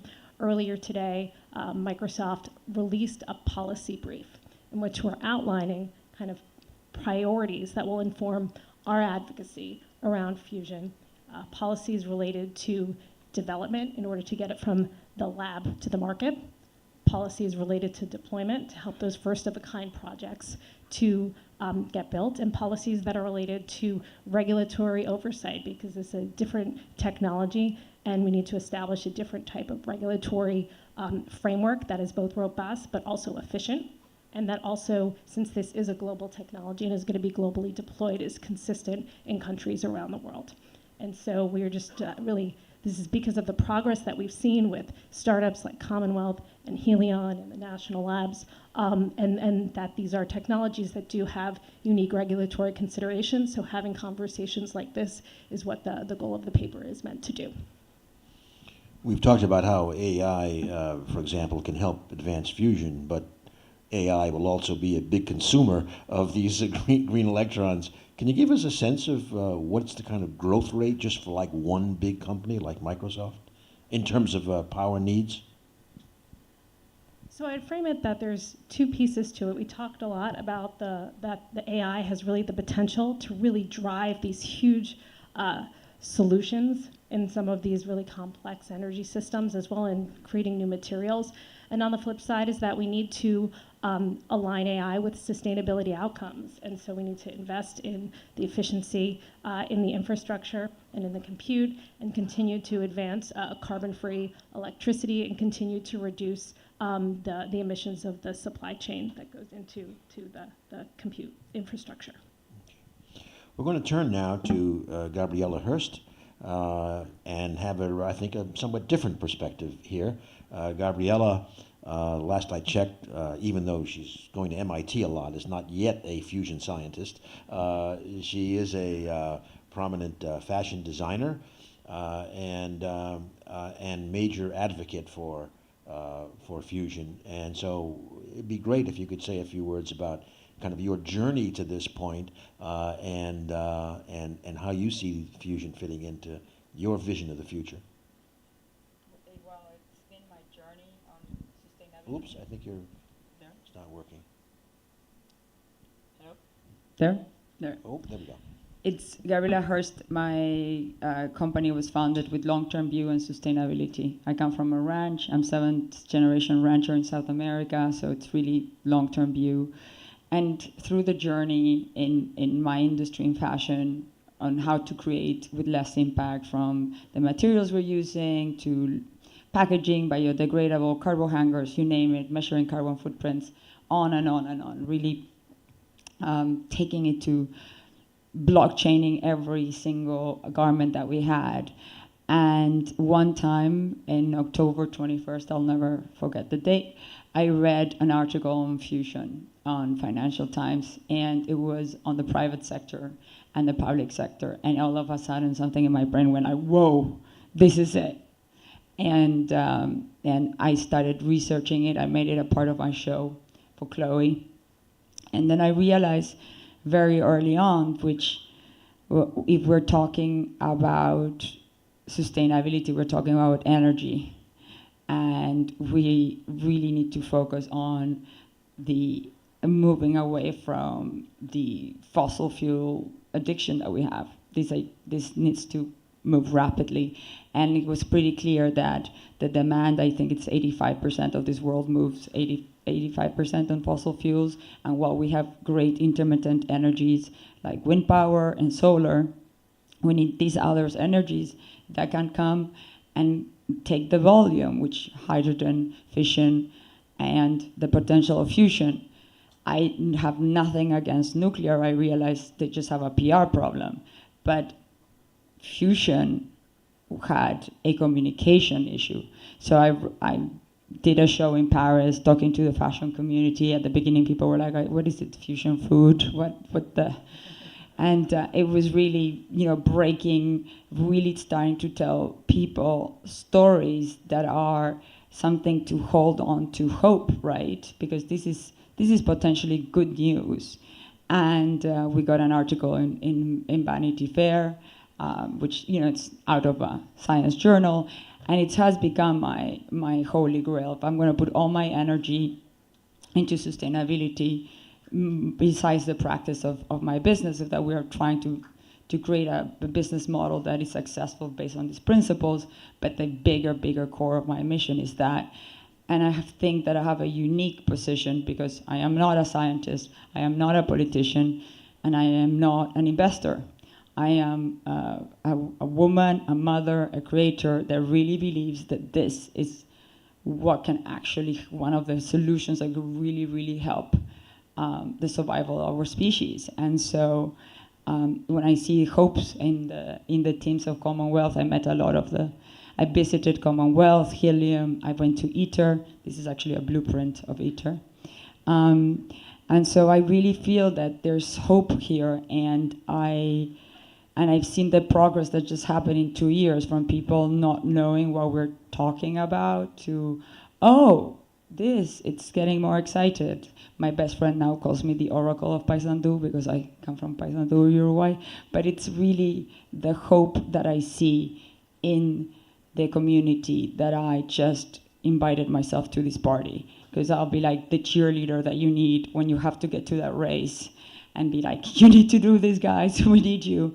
But I agree that the thinking has to be progressing. We do not have the time to the deployment that happened from the commercialization of solar panel and wind to that transition time, those decades that it took. We need to speed up. So this idea of thinking forward, and I also agree that the advancements of AI can really help with the experiments of plasma physics that we all know they're the hardest one. So you can call me the official cheerleader of fusion. Okay. Or party crasher. You are so deemed. And let me also extend to you in real time here an invitation to visit TAE as well, so you can see yet another technology. Exactly. You mentioned Chloe in passing, which I believe is your most recent, perhaps, fashion line. You want to say a few words as to how your fusion views might have influenced your work? It was a challenging time. It was because the war in Ukraine just happened, and there was the energy crisis happening, and I had the fusion show planned, and I created a tokamak with a light. It was really providing my insanity and convincing other people. But I have to be so thankful for Chloe and for the group that supported that vision, because it took a lot of risk to be able to talk about energy at that time, and I'm really proud that we did it, because the awareness started to happen outside. We live in silo community, right? The fusion community, the science community has this information, but not the fashion community or other communities. So it's time to cross-pollinate information, to bring more hope, and we all know that bad news sell more eyeballs, so just try to push the good news. Well, our non-scientist was the first one to mention the word tokamak. Just for those of you in the audience who aren't so familiar, that is one of the technologies, probably, I think it's fair to say, the most prevalent technology over the last decades, and so we appreciate your bringing in the technical terms. Let me turn to Humphrey Emrima, and I hope I pronounced that name properly. Thank you. Look, obviously, this discussion is about the future, and it's good to hear, therefore, voices from the future. Humphrey is the chairman of the Youth Survival Organization, which probably gives a little hint in terms of how you're approaching this. And so could you, again, talk about that perspective in terms of the future, but also maybe talk about specifically about how you see fusion developments perhaps fitting into Africa, perhaps into Tanzania specifically, because frankly that's not usually top of discussion, and I think it would be very interesting to hear your perspective on that. Thank you so much. I'm so privileged to see that Youth Voices are also on board in this panel. if I put on the shoes of any African leader now, and you approach me to tell me about fusion, I will say no. Why? I will say because it's hard to start and it's difficult to maintain. This might be true to our context as Africans because of the current financial architecture that we are having. Statistics shows us that from only 60 banks, they have invested more than $5.5 trillion to fossil fuel since the adoption of Paris Agreement. I would ask why. If we are serious about climate action, if we are serious about cutting down emissions and stopping development of new fossil fuel projects, why the financial portfolio for fossil fuel is escalating day by day? While by 2023 this year, the financial portfolio for renewables, it's only like $1.2 billion. The question is why? We are speaking about fusion, very good discussion. We are speaking about inclusive. But when you come to Africa, we will say no. We will say no because until this point of time, just transition to Africa is unrealistic. I come from Tanzania. A normal business day for a person who has a grocery, he works in the morning, goes to his grocery shop, he finds no electricity because of power rationing. He decides to purchase a power generator which uses diesel just as a backup electricity, because his grocery, all the products will perish if they are not in a cool temperature. That is fossil fuel. A client calls, says, I want this amount of vegetables to my home.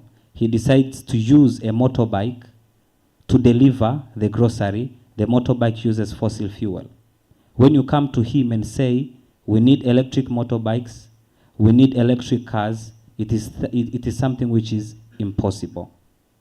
The best way to solve this is revitalization of the financial architecture. If we know that more than 70% of the emissions are coming from energy, and a lot of money have been invested in the fossil fuel energy, then we have to change the strategy. We have to change the investment and channel it to the renewables. This is the solution. And something which we are failing the planet, we are failing the current and the future generation, is that we have good ideas. We have the best ideas. We are speaking about fusion energy, of which, for example, in my country, Tanzania, currently, our country has a demand of only 1,800 megawatts. And we are in deficiency. We are producing only 1,400. We are speaking about industrialized economy. We are speaking about green economy. But this is unrealistic because we don't have resources. Why? Resources are there, but are channeled in the wrong direction. We are going too fast, but I think in the wrong direction. The best way to speak to Africans, to speak to Tanzanians, to speak to the global south about fusion energy is three things, which have been highlighted in the Paris Agreement. We need technology, we need capacity building, and we need financial resources. Thank you. Thank you. That's a very important perspective indeed. I was now planning a lightning round of questions, but I'm told we have to make a lightning exit. So it's too bad because I had some good questions from it. But let me just then conclude by saying that we hope, obviously this was not a panel to discuss the technology directions, but what you can see is the incredible optimism and the incredible importance attached to the kind of breakthrough game changer that could be very, very much closer than is generally acknowledged. So I think we should come back at a future COP, maybe in a few years, hear the announcement of the breakthrough on fusion, and really get much more aggressively on our path to deep decarbonization. So thank you all. Thanks to the panel. Terrific. and we could go on, but thank you.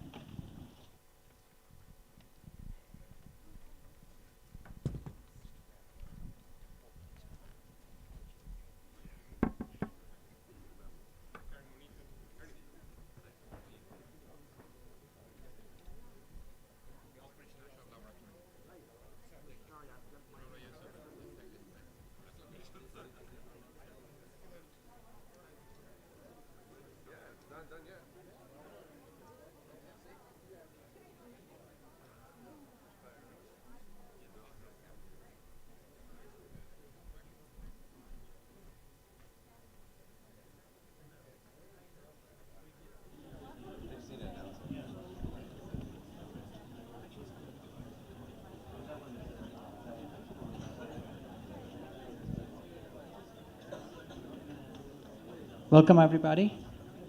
If we can get settled. My name is Akshat Rati. I'm a senior reporter with Bloomberg News and host of the podcast Zero. And thank you very much for joining us, Kadri. We're going to get directly into questions because there are many. There are lots of big live topics that are affecting EU's energy policy, and you get to decide many of those and push them forward. So one thing connecting us to what COP28 is about, which is setting globally agreed targets. 200 countries may come together and may sign off on tripling renewable energy. There's already more than 100 countries agreed to it. One of the things you'd need to do for that is to push wind power deployment, which is currently struggling in the EU. Many of the companies that are powering EU's offshore wind development, which has been phenomenal, has been world leading, are struggling. What is it that you are doing? We've heard from Germany as they're trying to help Siemens, but what is it you are doing to help the wind energy industry to actually deploy wind and meet these goals? Good afternoon, and yes, indeed, in Europe we have set very ambitious targets for ourselves, and as regards renewables, we do believe that by 2030, many of our member states will meet the targets with the help of wind, and mainly with the help of offshore wind. We have set many work streams, but I think that it is important to tell you that these new projects are built around the sea basin approach. In European Union, we have 5 sea basins, and the most advanced territories are in North Sea. So countries, governments around the North Sea have set their targets 111 gigawatts of offshore wind by 2030. And of course, other sea basins like Baltic Sea, even Mediterranean, are aiming to set their targets from where I am coming from European Commission. We are accommodating these projects by supporting the Crete development. First time ever, European funds could be used also to co-finance offshore Crete developments that will connect these projects to the mainland. Okay. And we are also providing support to our industry.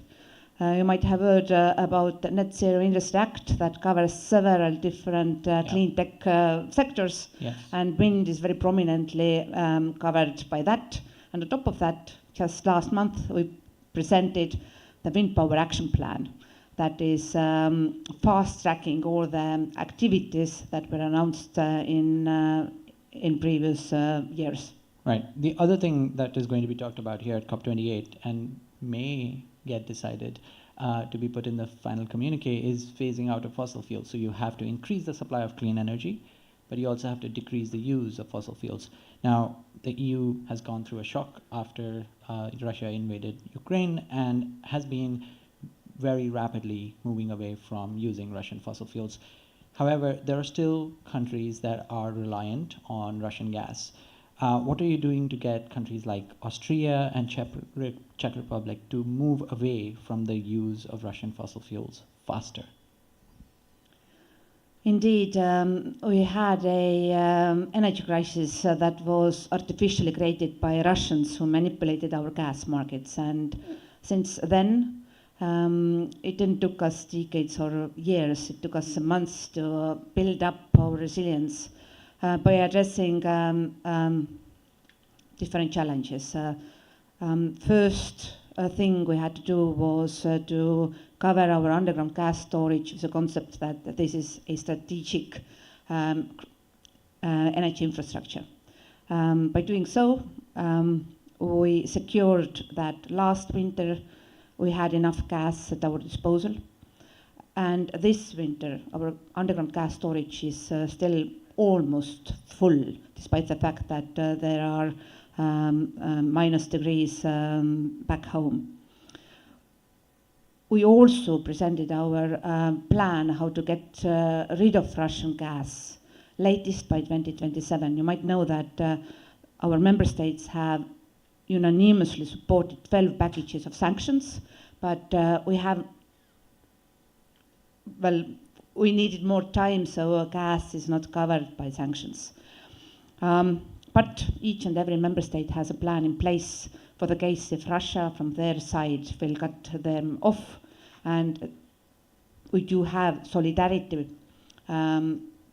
arrangements in place in case if these countries like Austria or Hungary will be cut off and they are landlocked countries, then other neighbors with access to LNG terminals can help them. Right.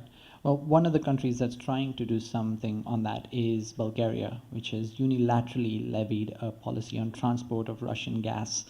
Now, of course, the EU is a single market. Do you support these kinds of measures at an EU level? What happened with the European gas market was that many companies across Eastern Front had long-term contracts with Russian Gazprom.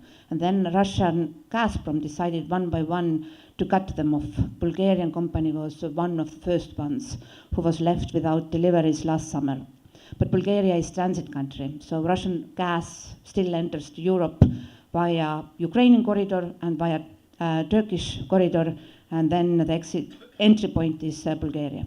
So what they have to take care of is that the very moment when they themselves don't use Russian gas anymore and the volumes in their infrastructure are smaller, they still have to keep this infrastructure operational. So we have asked them additional questions, what they are doing, why they are doing that, and the levy. And the levy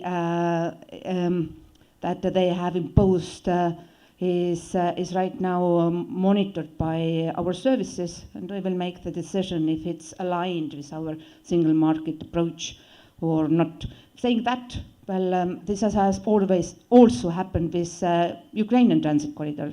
So Ukrainians who had to close one of the entry points to Ukraine because this entry point was occupied by Russians, have to keep up their infrastructure, right. Also despite the smaller volumes, and we do understand that this is certain burden.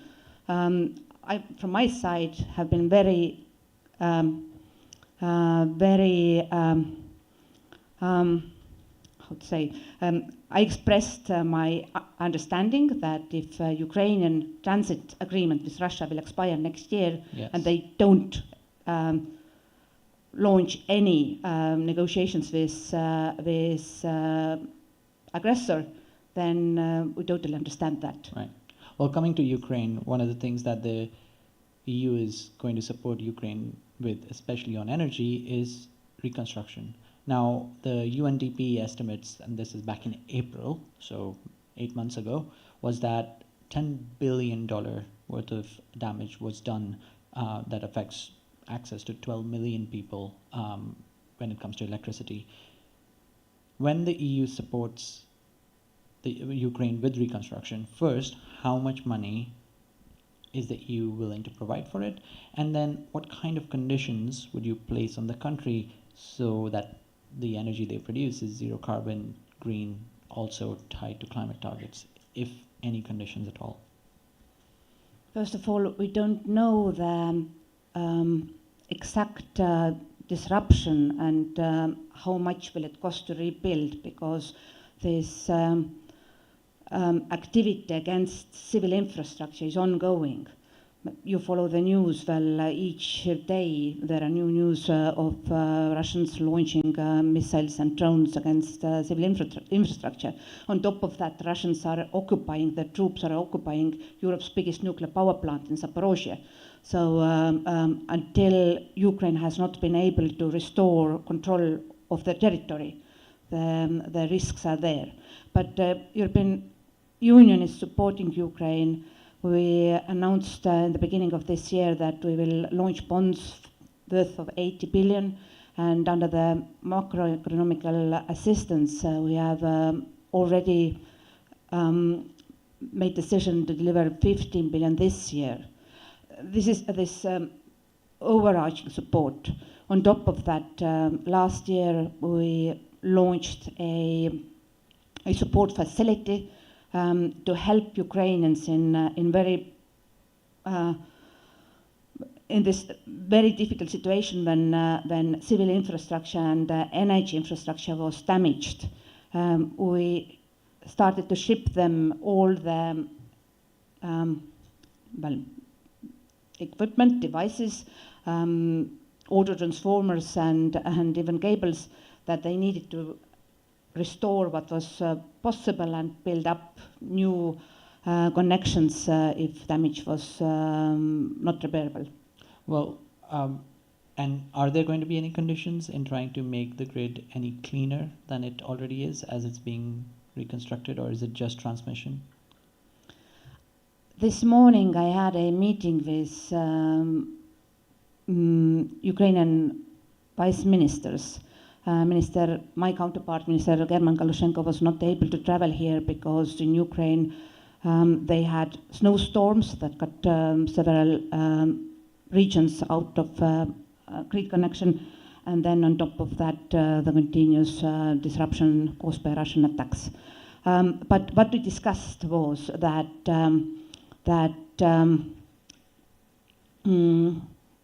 next week in Brussels, European leaders will decide if we will start accession negotiations with Ukraine and Moldova. This was a proposal made by the European Commission. I strongly supported that because despite the ongoing war, Ukraine and Moldova have made significant necessary reforms. Right. They have delivered a lot also in the energy sector. And that means that if we will build, if we will invest into Ukrainian economy, then this will be built around the accession negotiations, so that we already know that one day they are one of our member states and will be aligned with our acquis. And of course will be important members of our single electricity market. Now, our time is coming to a close. I want to end with two questions. One, to finish on this point, which is, well, Hungarian Prime Minister Viktor Orbán has so far been against Ukraine joining the EU. He asked for the agenda at next week's EU budget meeting to be struck off. But is the entire EU in support of reconstruction assistance to Ukraine? Since war started last February, 24th of February, EU leaders, all 27, have been able to agree on sanctions. So to cut the Russian revenues and to send a clear message that this kind of aggression will have consequences, and that each and every decision to implement new sanctions meant that all our leaders were on board. On top of that, we have been supporting Ukraine since the very first day. I myself, I do believe that it was very important that we connected Ukraine with European synchronous area, and that meant that when last autumn, the very moment when weather started to get worse and in Ukraine people needed heating and access to electricity, then we were the ones who were able to keep their lights on, who made sure that the load shedding was kept minimal. And this was possible only because we had public acceptance across Europe. Right. Now, a last big picture question.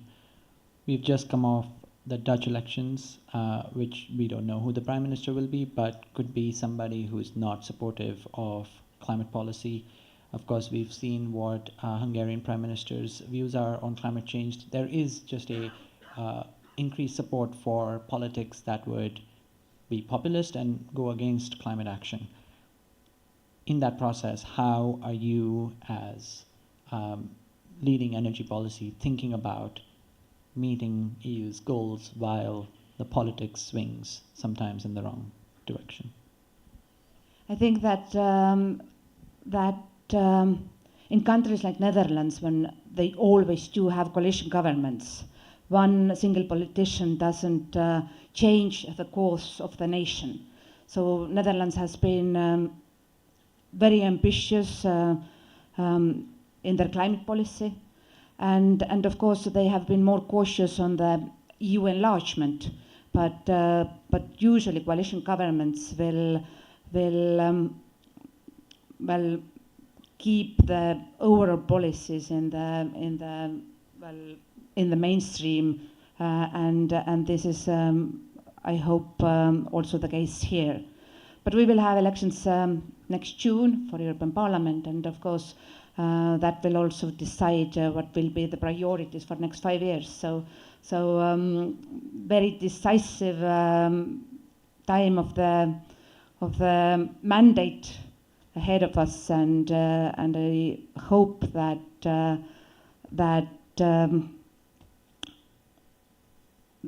next year when we meet again, the things are settled, and everybody understands that Europe will keep the track.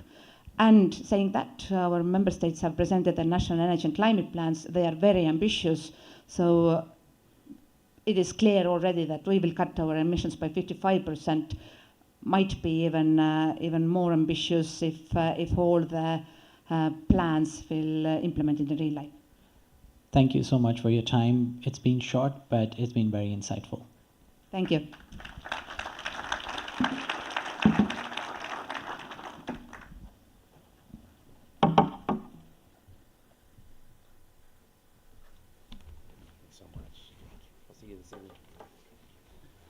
Ladies and gentlemen, I am Landon Darrence. I'm the Senior Director of the Global Energy Center at the Atlantic Council. It's now my pleasure to invite to the podium a friend of the Council's, a very incredible mind in the MENA region, somebody who knows how to bridge the global south, the global north divide, to think through what the energy system of today is and where it's headed tomorrow. Highly encourage you to read her essay that she's publishing with us in the Global Energy Agenda. Please welcome with me the Minister of Energy Transition and Sustainable Development from the country of Morocco, the Kingdom of Morocco, Minister Leila Ben Ali.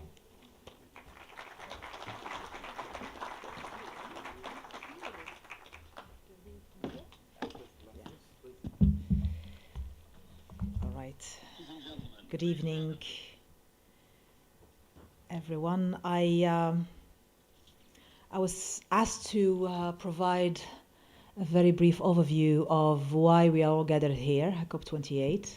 I'm hoping you're having as much fun as I am, having back-to-back meetings and discussions and negotiations. And no, but more seriously, I think we knew that this COP is going to be a real COP of action and pragmatism, but also of inclusion.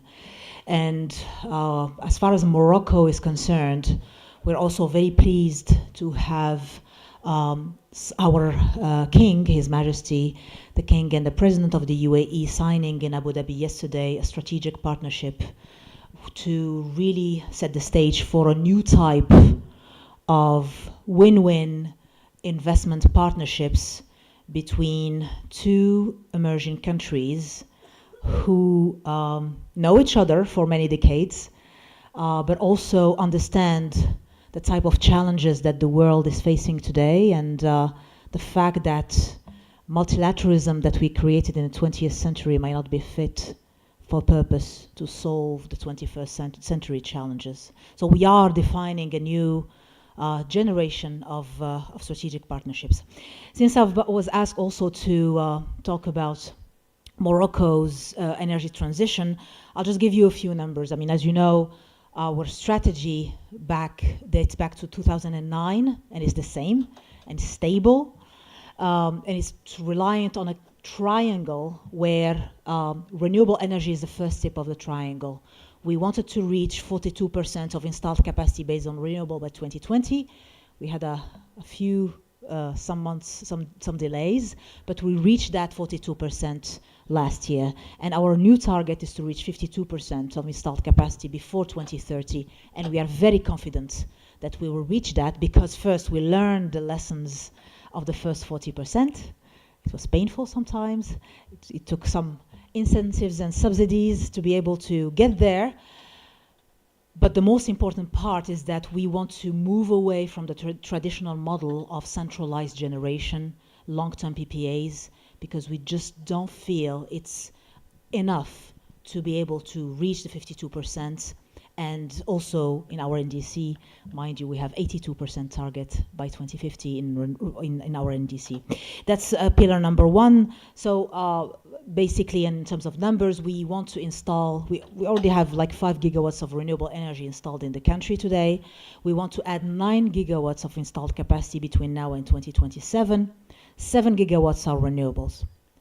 The rest is gas, because we need the gas, again, not only to cater for the intermittency of renewables, not only to move away from coal, but we also need gas and gas infrastructure to prepare for the new economy, the new hydrogen, the new green ammonia, the new methanol that we want to deploy and develop at scale. The other part of our energy transition story in that triangle is the grid. Morocco, like other countries, be it from the global north or the global south, has underinvested in transmission and distribution networks. So we have in our investment capacity programs $3 billion crafted just for the grid, but a large part of it is geared towards potentially an HVDC cable link in the southern part of the country where we have that great potential of solar and wind to the northern part of the country, and then later on, of course, to Europe and the rest of the world. I mean, as you know, Morocco is the only African country interconnected with Europe, gas-wise, electricity-wise, and logistically and culturally. And I see some of our friends here who enjoy the fact that we will be organizing the World Cup with our friends in Spain and Portugal. But it's really a momentum also. So it really also provides us with a strong momentum to make sure that the infrastructure, that the green and environmentally sustainable infrastructure is there to host that World Cup. Second key pillar of our energy strategy since 2009 has been energy efficiency. And like other countries, we've been quite late in reaching our targets. So now we are pursuing that energy efficiency program with all the political capital that comes with it and that we need to put in it. So for example, last year we launched a national game. Whoever reduces his electricity consumption gets for the first time a bonus directly. So it's, I mean, I had to change a few laws and decrees to do that, but that's the bureaucracy that I had to deal with myself. But in the end, the whole point is we are incentivizing the consumers to own and control their electricity or energy consumption and bill, because we strongly believe again, as a middle income country, and I would want to paraphrase His Majesty's message to this COP, to COP28, where he insisted on the fact that we should not be losing sight of the importance of middle income countries, because these are the ones which are supposed to help the world win the energy transition, while at the same time working on their own social and economic development path. And that development path has to be sustainable at the time where we are all struggling with large debt programs. Today, I think the world is facing a debt to GDP ratio of more than 230%.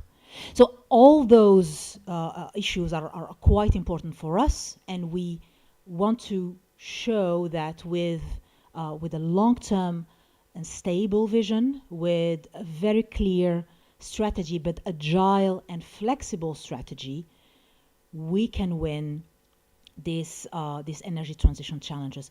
Last point on the grids is storage. Again, we insist a lot on the importance of storage capacities and technologies, and we want to ensure that as we go forward, we do not have developers of storage technologies telling us, well, hey, we cannot really cater, or we cannot really manage climate risks because we don't know how our step or dam is going to evolve, is going to behave, or our molten salt storage is going to behave 20 years from now, 30 years from now, because temperatures are going to exceed 1.5 degrees Celsius. So that's another reason why we should keep that target alive, so to enable our bankers and our insurers to help us manage climate risk as well. Last point probably is related to the third key pillar of our energy strategy, which is regional integration. And I'll finish on that. For us, regional integration of markets is it's not just a buzzword. It's really important for us to keep that optionality and flexibility in when it comes to mere energy supplies, but also creating that mutual dependence in the development path of the countries that we are dealing with. And that's why I also refer to the great partnership that was signed yesterday, because it's really a marriage of, it's a win-win partnership. And being able to have those discussions with our European partners, African partners, and the rest of the world, we are also, for us, the Atlantic Basin is also very important, is actually key. And we have no issue, and we're not shy from making sure that we provide the long-term visibility to the investors so that they are able to take the risk, the geopolitical risk to build, let's say, a transcontinental gas pipeline, or even a transcontinental cable link between two continents. So for us, that story, the third key pillar of our energy strategy being regional integration, is paramount, is important. And when it comes to, I think the last nut that we have to crack together is the price of carbon. And as long as we cannot find a way to monetize efforts to decarbonize, we will not be able to accelerate this energy transition together. Thank you very much.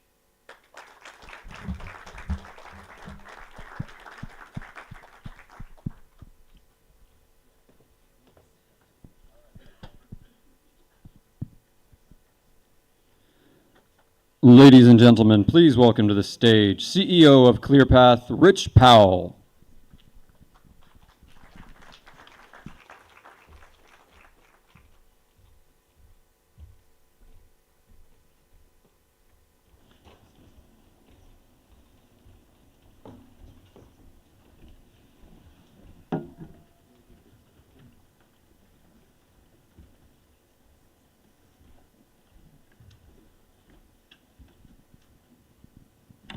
Good afternoon.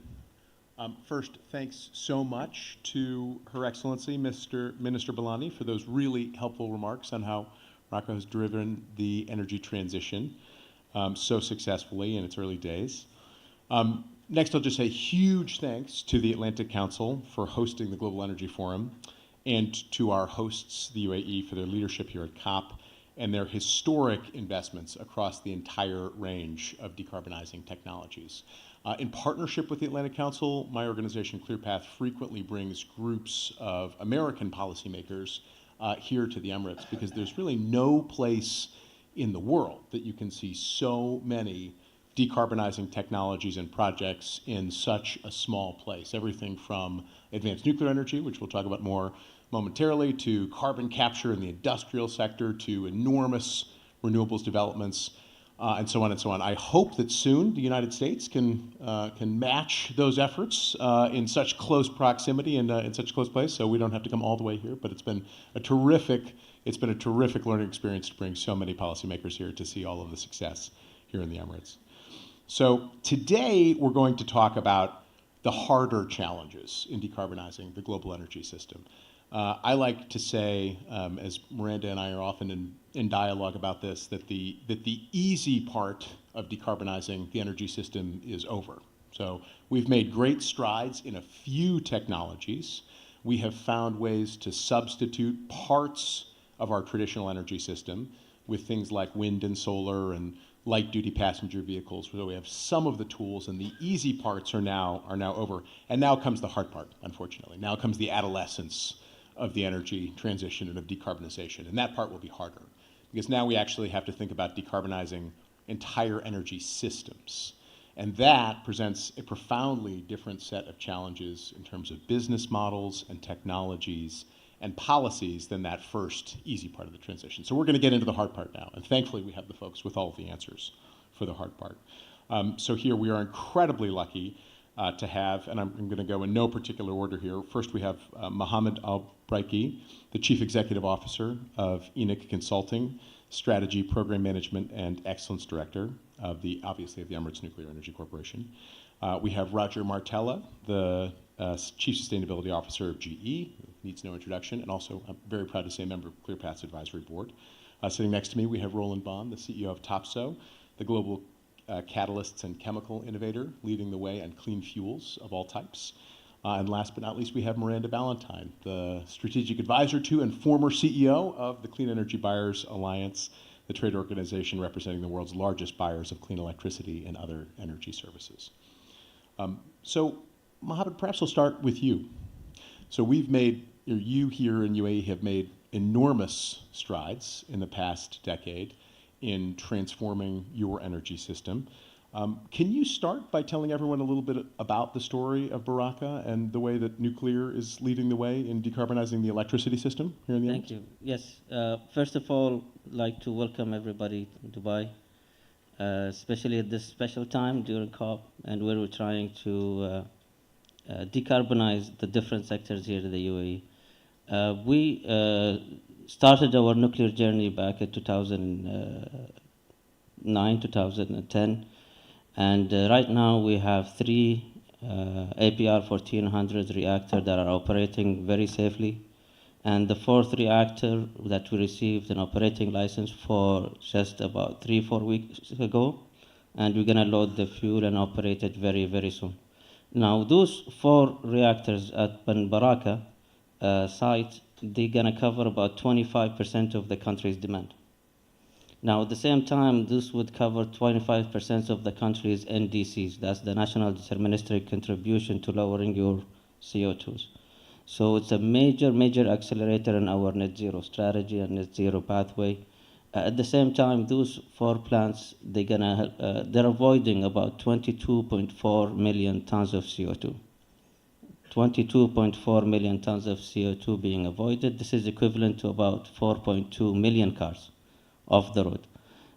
So it's massive. It's a great accelerator to our energy system. It gives that abundance, reliability, electricity to our grid. At the same time, I'm happy to say that the data shows that the past 5 years, that the UAE has been the fastest putting clean energy to the grid per capita. And 75% of that is from those nuclear plants. So we're very proud of what we've been achieving and also looking forward to grow further and more. Fantastic. And from a standing start 10 years ago to 3 operational reactors already, it's a really extraordinary accomplishment. I wish we could build that quickly in the United States, you know. But GE is going to change that. So why don't I go to Roger here next? You know, Roger, your technology powers, you know, you'll correct me, something like 30% of the world's electricity production today. And so you know more than anyone about building actual business models in all this. And so I think too often all of us technology enthusiasts and policy enthusiasts sort of forget that people are actually going to have to build sustainable business models if this is going to continue to develop and thrive. I wonder if you can share some thoughts about how to do that, especially in this globally challenging situation for building energy of all kinds. Well, Rich, thank you very much. And you know, to your point about could we do something in 10 years in the U.S. versus, I am fully confident that our team can do anything in 10 days in the UAE. 10 years would be tough in the U.S., but it's so impressive to see just an environment that was really focused on action. Congratulations to you and to all of the leaders of the UAE, because I know that history is going to look back on this in 5 years and say this was a pivotal moment in history, just like Paris was for the public sector.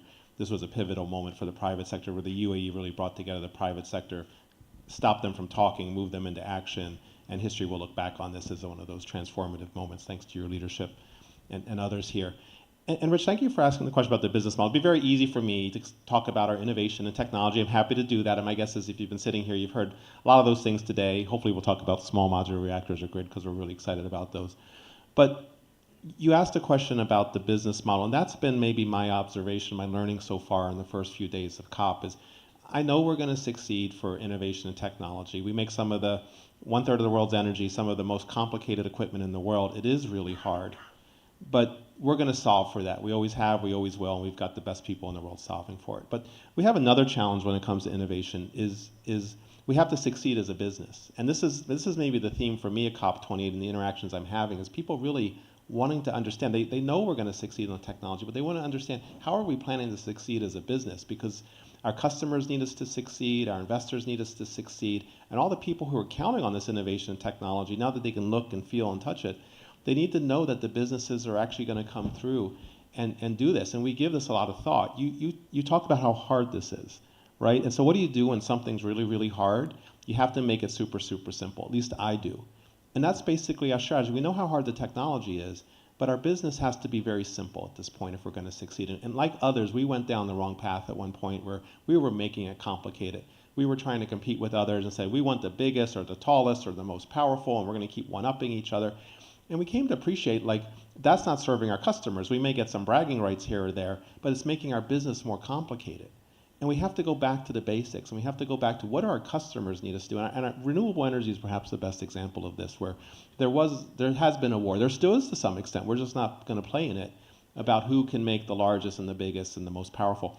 That's not what our customers care about. Our customers want the most reliable. They want to know if they buy something from us, it's going to work. It's going to work at this specification, and that's what they need to know. And that's what we need to know if we care about clean energy. We don't need to. Do you really care if we have the biggest turbine? You care about if we have a turbine that's going to work for lowering greenhouse gas emissions and providing electricity. That's the goal, right? So we have, innovated our business model to one of a workhorse model, is what we call it. Rather than be all things to all people, we're going to have workhorse products that work in the most amount of environments. We're going to perfect those, and we're going to get behind them, and they're going to be the most reliable products in the world. You may not get exactly what you want in the specifications under this condition, but it's going to be a workhorse that you can count on. It's going to be reliable. And I think this is, I'd love to continue this conversation on innovation and technology. That's what I normally do, but I think this is now just as important, this notion of innovating as a business, succeeding for a business, making sure that companies like GE are there for our investors, our customers, and for all those who care about these issues in the day. And that's what gives me so much optimism and confidence, is knowing we have not only great engineers, but we have some of the best business leaders in the world who are making these really tough decisions to go against the temptation to be complicated, do things that are hard, and frankly be simple. And I think that's what we need to do at this point. Thank you so much, Roger. Roland, I'm going to turn to you to build on that.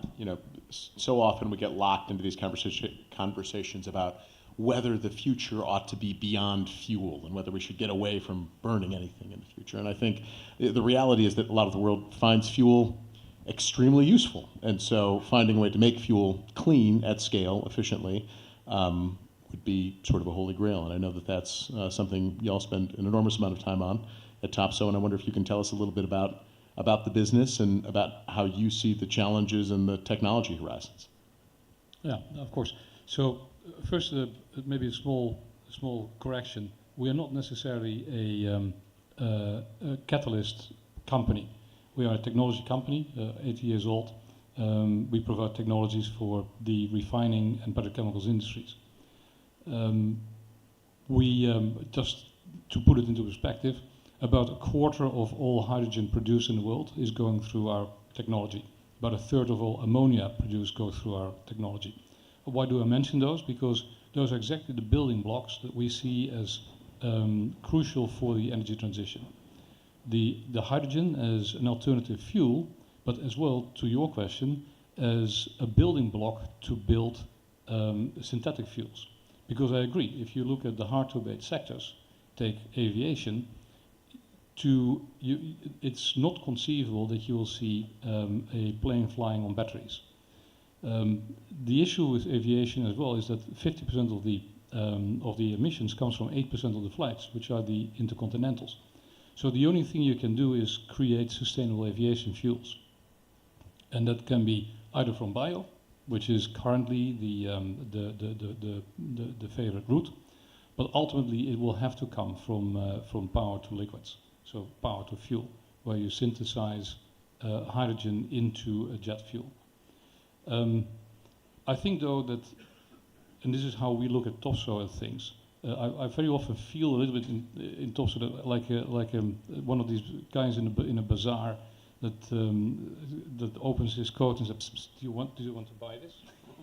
Because we have all these different technologies that are feedstock agnostic, because we do believe that we have a short window in this decade where you have to very quickly decarbonize, and for that you will probably need to use things like natural gas that you turn into blue hydrogen as a building block. You need bio, and ultimately you go to the power to X solutions. Miranda, I wonder, can I turn to you?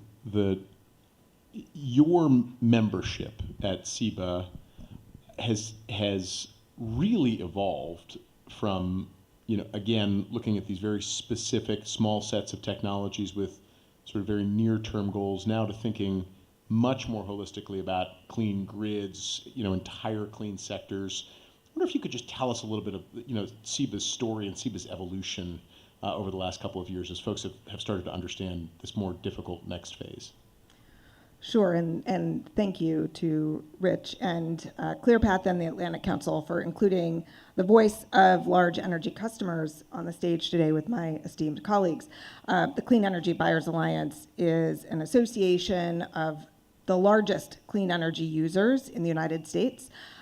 We include corporate customers, of course, commercial and industrial, but also universities, cities, and federal government agencies as well, because in the United States, the federal government is actually the largest energy customer as well as policymaker. We do have global programs as well, so we are working around the world. I think I'm going to touch on a couple of things that my colleagues have brought up, but the first fundamental question is, do energy customers even matter? Or can we solve this with the right technology, the right policy, and the right financial incentives? And I would posit that, yes, indeed, large energy customers can both accelerate the carbon-free energy future, and now, I'm not even going to start saying the carbon-free energy future, the carbon-free energy system of today. And I think we've got clear evidence of that by what large energy customers have done with the renewable energy industry. So while it is easy to say now it's easy to buy wind and solar, I think looking at wind and solar as an example for what we now need to do with some of the newer technologies like advanced modular reactors, like hydrogen, is a important case study because 10 and 15 years ago, there was no way for energy customers to directly buy much more expensive wind and solar.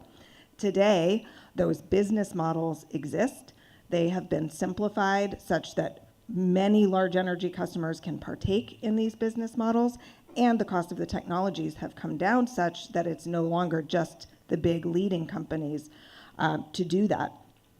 So I'm gonna take your call to make it simple. From the energy customer perspective, it is quite simple. They need really two things. They need to be able to have choice in what they buy, which is not true everywhere.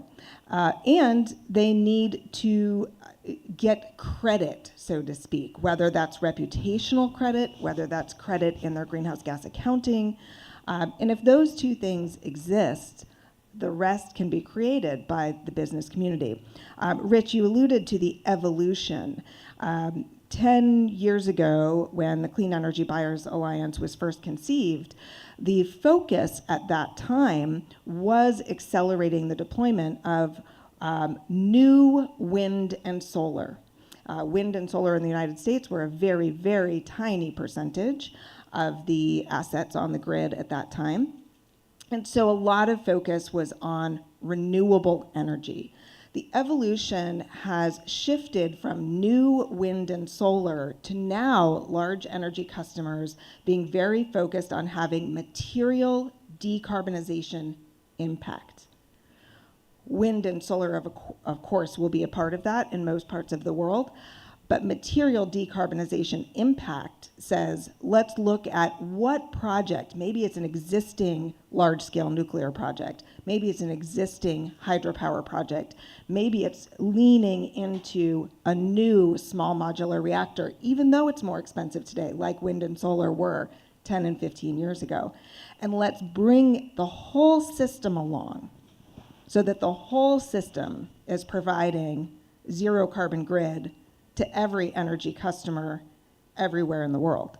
And that is quite a significant evolution in the last 10 to 15 years of the thinking of large energy customers. One last thing on the question of do energy customers matter? In 2022, in the United States, large energy customers announced 17 gigawatts of new wind and solar.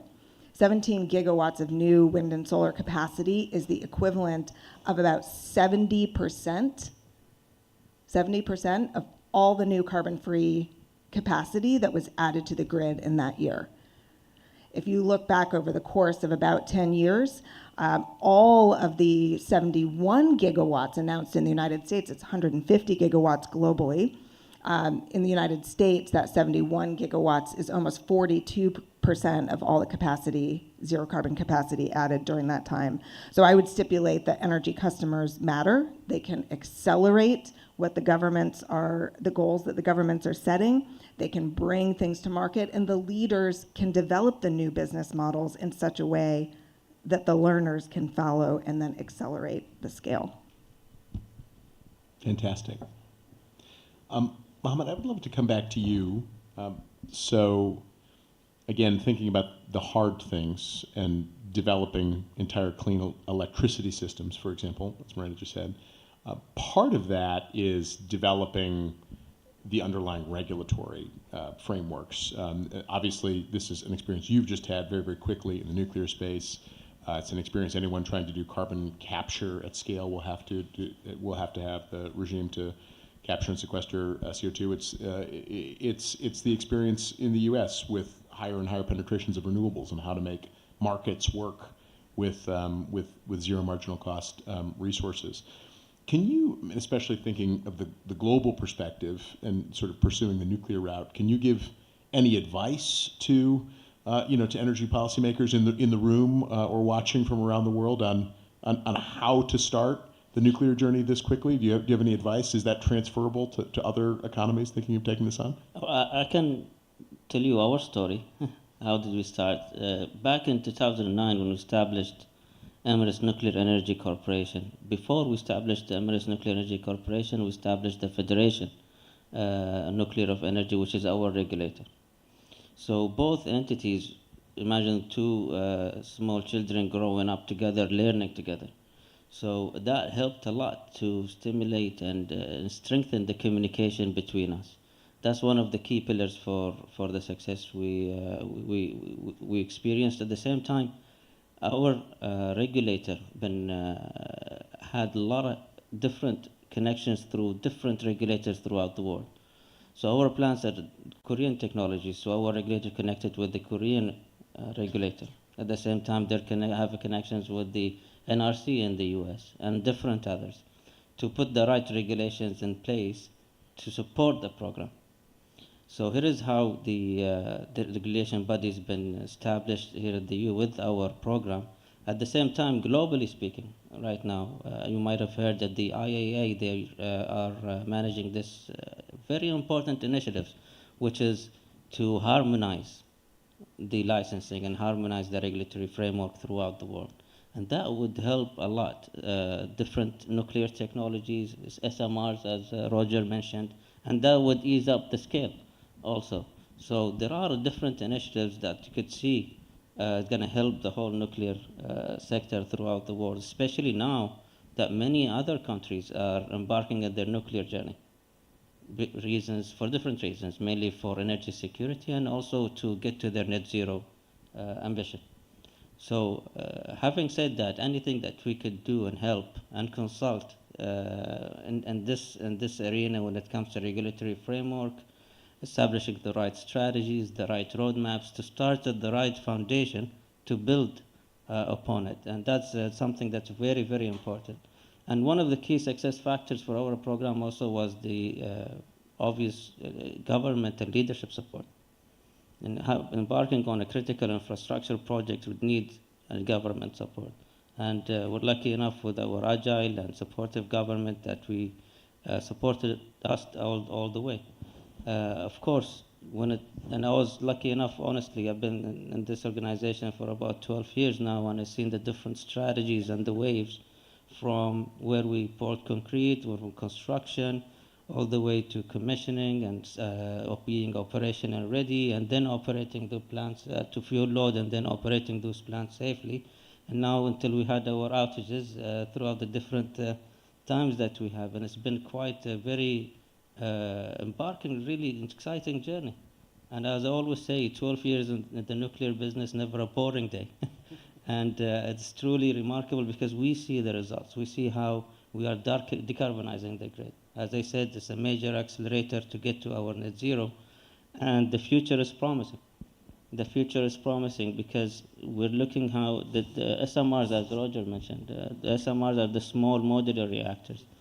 And they're smaller in size, smaller also in capacity, they're modular, they have a passive safety systems that you could move them where you need them. And the key thing here, they have different applicabilities. So you could move them, use them to produce electrons, you could use them to produce green molecules, you could use them to produce hydrogen, you could use them for the heat process and for different downstream business in that matter. And I think that would be a game changer. And it would be important for us as an industry to come together and see how we could harmonize and ease the way for this industry to scale up, because this is how we're going to get to our net zero. I love that you brought up that last point about situating nuclear's role in decarbonizing the broader system, particularly with clean chemicals, clean hydrogen, clean fuels. I'm going to move to lightning round now because we're getting the sign that we have to start moving quickly. So I'm going to, Roland, Roger, I'm going to ask you this together. Clearly, nuclear as a source of clean electricity could be very helpful for things like electrolysis at scale, potentially very efficient, running continuously. I'm curious from a market perspective, are you seeing an interest in this idea of nuclear as a base load source for clean fuel production? Absolutely. I mean, we have a high temperature electrolysis technology which fits absolutely like a glove with nuclear, because the low heat that is residual from the process will make the electrolysis system 35% more efficient. So it is absolutely something that works, and nuclear, in our view, not only because of that, but in general, is absolutely part of the solution. Everybody loves a comeback story, and I think nuclear has been the comeback story of the last 18 months. And we've also said that we thought nuclear would be one of the biggest headlines coming out of COP28. And thanks to Mohammed and His Excellency Al Hamadi, that's already proven to be true in the first few days here. And existing nuclear is critically important. I think no one represents that better or conventional nuclear than UAE.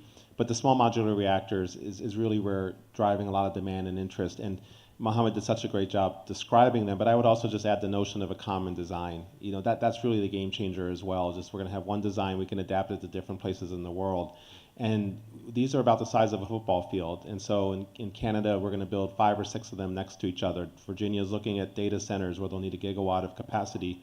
They'll build 3 of them right there next to a data center. So this is the comeback story, and I don't think there's any technology I feel more optimistic or as ambitious about. And as Rich said at the outset, if you want to look at innovation, if you want to look at people who actually deliver and get it done, you look at the UAE.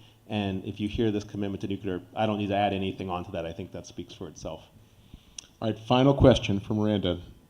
There's one other comeback story, I hope, in process, which is CCS, CCUS, carbon management, carbon capture, technology that's always sort of on the cusp, but is always continuing to struggle to gain traction. You've been a huge leader amongst the energy buyers of the world in mainstreaming the idea that nuclear is okay and that folks could think beyond just wind and solar. I'm going to ask you, maybe a tough question. Could carbon capture be next? Right? Could we imagine a world where people are just seamlessly buying gas with carbon capture alongside nuclear, alongside wind and solar and geothermal and everything else? Or is carbon capture different? Do you think that this could be the next technology that's just comes into full acceptance and we see scale alongside everything else? One simple last quick question. Rich knows he has to tell me to keep it quick. That is a complicated question. I do think it is tougher for large clean energy customers right now in the current environment to support continued fossil extraction. Right now in the current environment, that is challenging. If we can get to a place where it is, as I said at the outset, both they have a choice to buy it and they can get credit for it and it is credible in contributing to the zero carbon energy system, I think that changes the game for energy customers. Similarly, 5 years ago, we were not at a point where large energy customers were open to accepting nuclear as an option. And today, we see Google making statements, we see Microsoft signing forward contracts for nuclear fusion, thank you, as well as 2 deals for existing nuclear.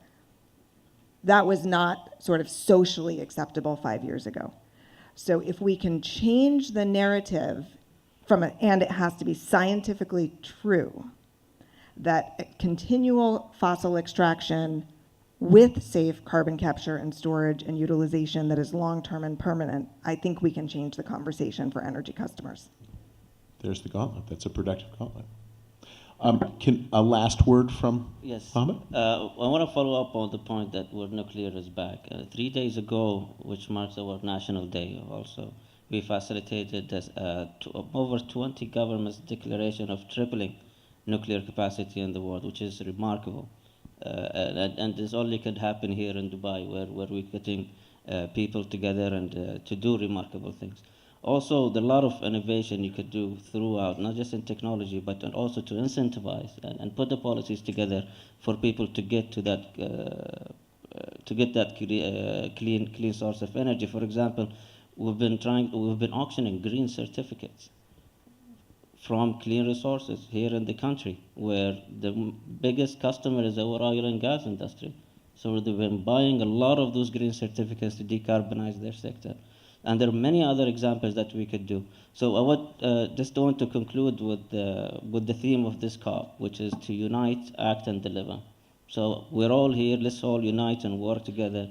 Let's act and take an action towards decarbonization and reaching our net zero targets, and let's deliver, please. So this is what I want to conclude with.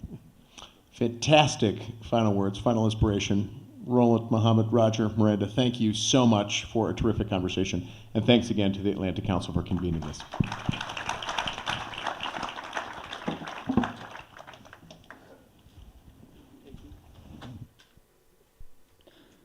Ladies and gentlemen, please welcome to the stage Angela Wilkinson, Secretary General of the World Energy Council.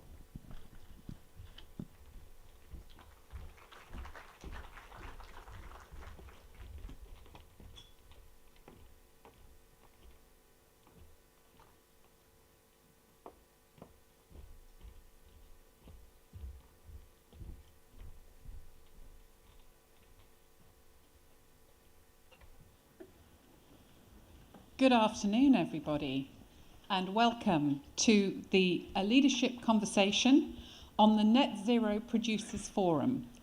And although there are only 3 of us at the moment, we will be joined, I'm reliably informed, by a 4th. But for the next 25 minutes, we're going to discuss the Net Zero Producers Forum, a cooperative government effort that involves 6 oil and gas producing countries. And it's an initiative that's designed to foster and promote credible strategies to achieve net zero in producer countries. And what a fantastic COP this is, to have everybody at the table and everybody focused on not promises, but the practicalities of implementation. I'm delighted to be joined by Khalid Abulaf, the Chief Negotiator for Climate Agreements, the Ministry of Energy of the Kingdom of Saudi Arabia. And Khalid, I'm assuming everything's going well because you're here with us now. And Dr. Andrew Light, Assistant Secretary, International Affairs, US Department of Energy. So let's get going. Let's start with an opening question to both of you is where the Net Zero Producers Forum has been and where it's going.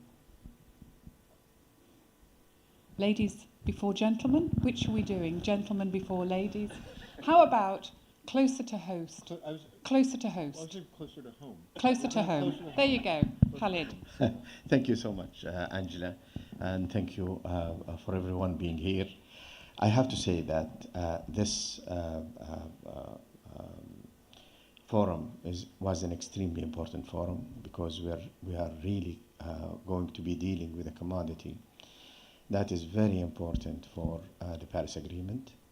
No doubt that this commodity would be extremely important for the main objective of the agreement, which is basically how we can deal with it, yet ensure that it is going to be in the context of sustainable development and poverty eradication. Knowing that, I think this forum came at a timely manner because we really needed to see how we could build strategies together, exchange information among ourselves. We are about 5 or 6 countries that are members to this. And we are trying to see how we can help each other and work together and innovate and find ways and means to ensure net zero and contribute to the positive efforts that would be needed for this. Andrew, your turn. Thank you. Is this on? Mine is. Thank you. Thank you, Angela. And it's a delight always to be with Khalid. And I hope that our sincere and affection for each other really is evident to the rest of the room. So I will just say, first of all, I think that we both want to really give a shout out to Landon Darrence, who had the idea for the Net Zero Producers Forum. This was his brainchild. And so we owe him a huge debt of gratitude now at the Atlantic Council for this terrific idea of bringing us together. The Net Zero Producers Forum, if you don't know it, so it's US, Canada, Norway, Qatar, Saudi Arabia, and UAE, was first launched and first announced at the President Biden's first climate leaders summit in April 2021. So in our first few months of office, it was actually one of the promises that President Biden made in the campaign, that he would convene a leaders' climate summit, announcing that the United States was fully back in the Paris Agreement. Legally, we had never actually left. I don't know exactly if the previous administration realized that, but it was good.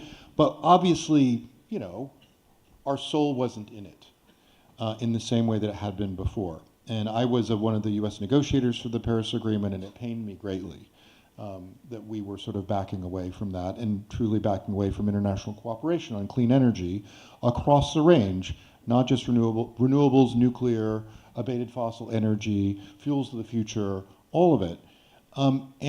And if you go back and you look at the myriad of announcements that came out of the April 2021 summit, this was the, I will maintain to this day, this was the most innovative, this was the most unusual, this was the most unexpected. And it wasn't just the collection of countries that came together, but it was the bold vision that has really set the agenda. The huge announcement here at the COP just a few days ago on methane abatement in the oil and gas sector. Bringing our collection of countries together was a necessary condition, not sufficient, but I would argue necessary condition for something like that, making it only across the finish line just a couple of years later. And it has created relationships with us that we've taken into the G20, taken other forum, where we've been worked under conditions of mutual respect, creating ways of engaging with each other, which are incredibly productive, that I think are groundbreaking. And look, we know that this is, let me put it to you this, let me change the way I'm going to say the sentence in midstream. I think, and it's not just because of my particular role in this administration, but I think the reality is that the most important conversation happening in the world today is energy. Full stop. If we get it right, then we get a solution to the biggest problem that we all face today. We get the creation of hundreds of thousands, if not over 1 million new jobs. We get a cleaner planet. We get a more sustainable future for our, I mean, we say for our grandchildren, but I think it's actually for ourselves at the moment now, because things have changed and are changing so fast in the climate system. We were unfortunately terribly conservative in our models on this. If we get it wrong, I think you know where it goes. We lose everything that we've gained.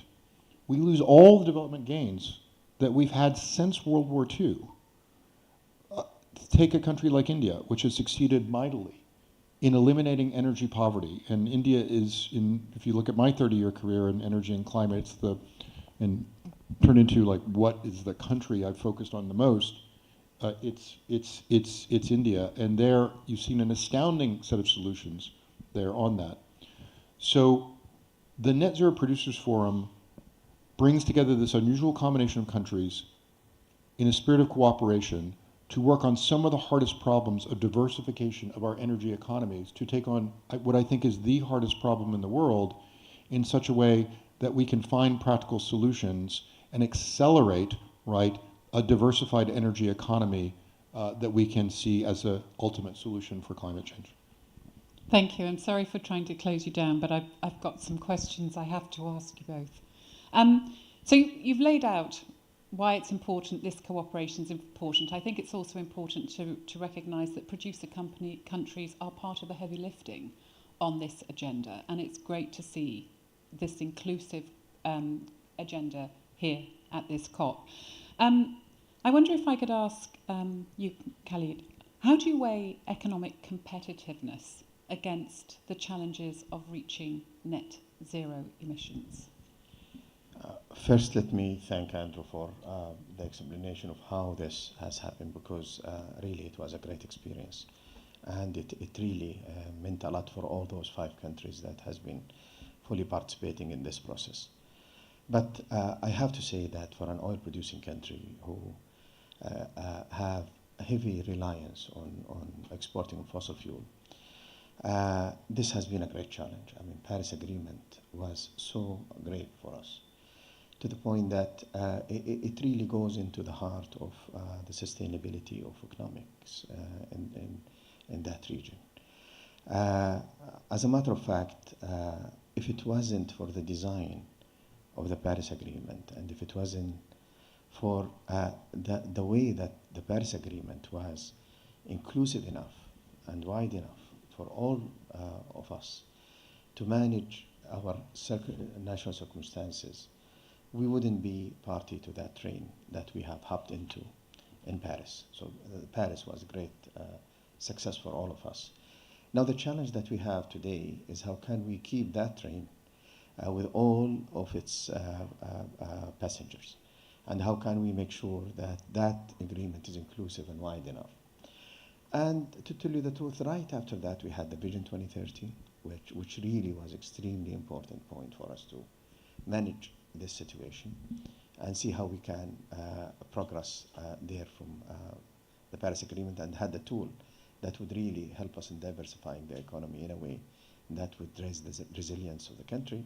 But really being part of this forum really gave us also great tools to understand how we can, within our differences in our national circumstances, how do we deal with managing the transition. The transition, especially with this three pillars: energy security, affordability, and economic growth, as well as climate change. This was the basis for us, even though we had so many different circumstances, yet we found ways and means to do that transition.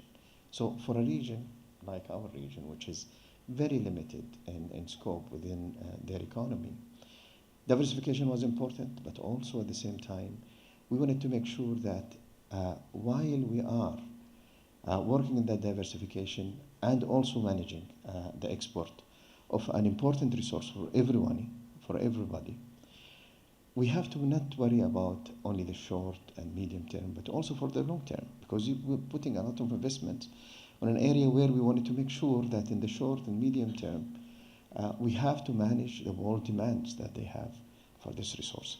And this is why we had a transition that have two pillars.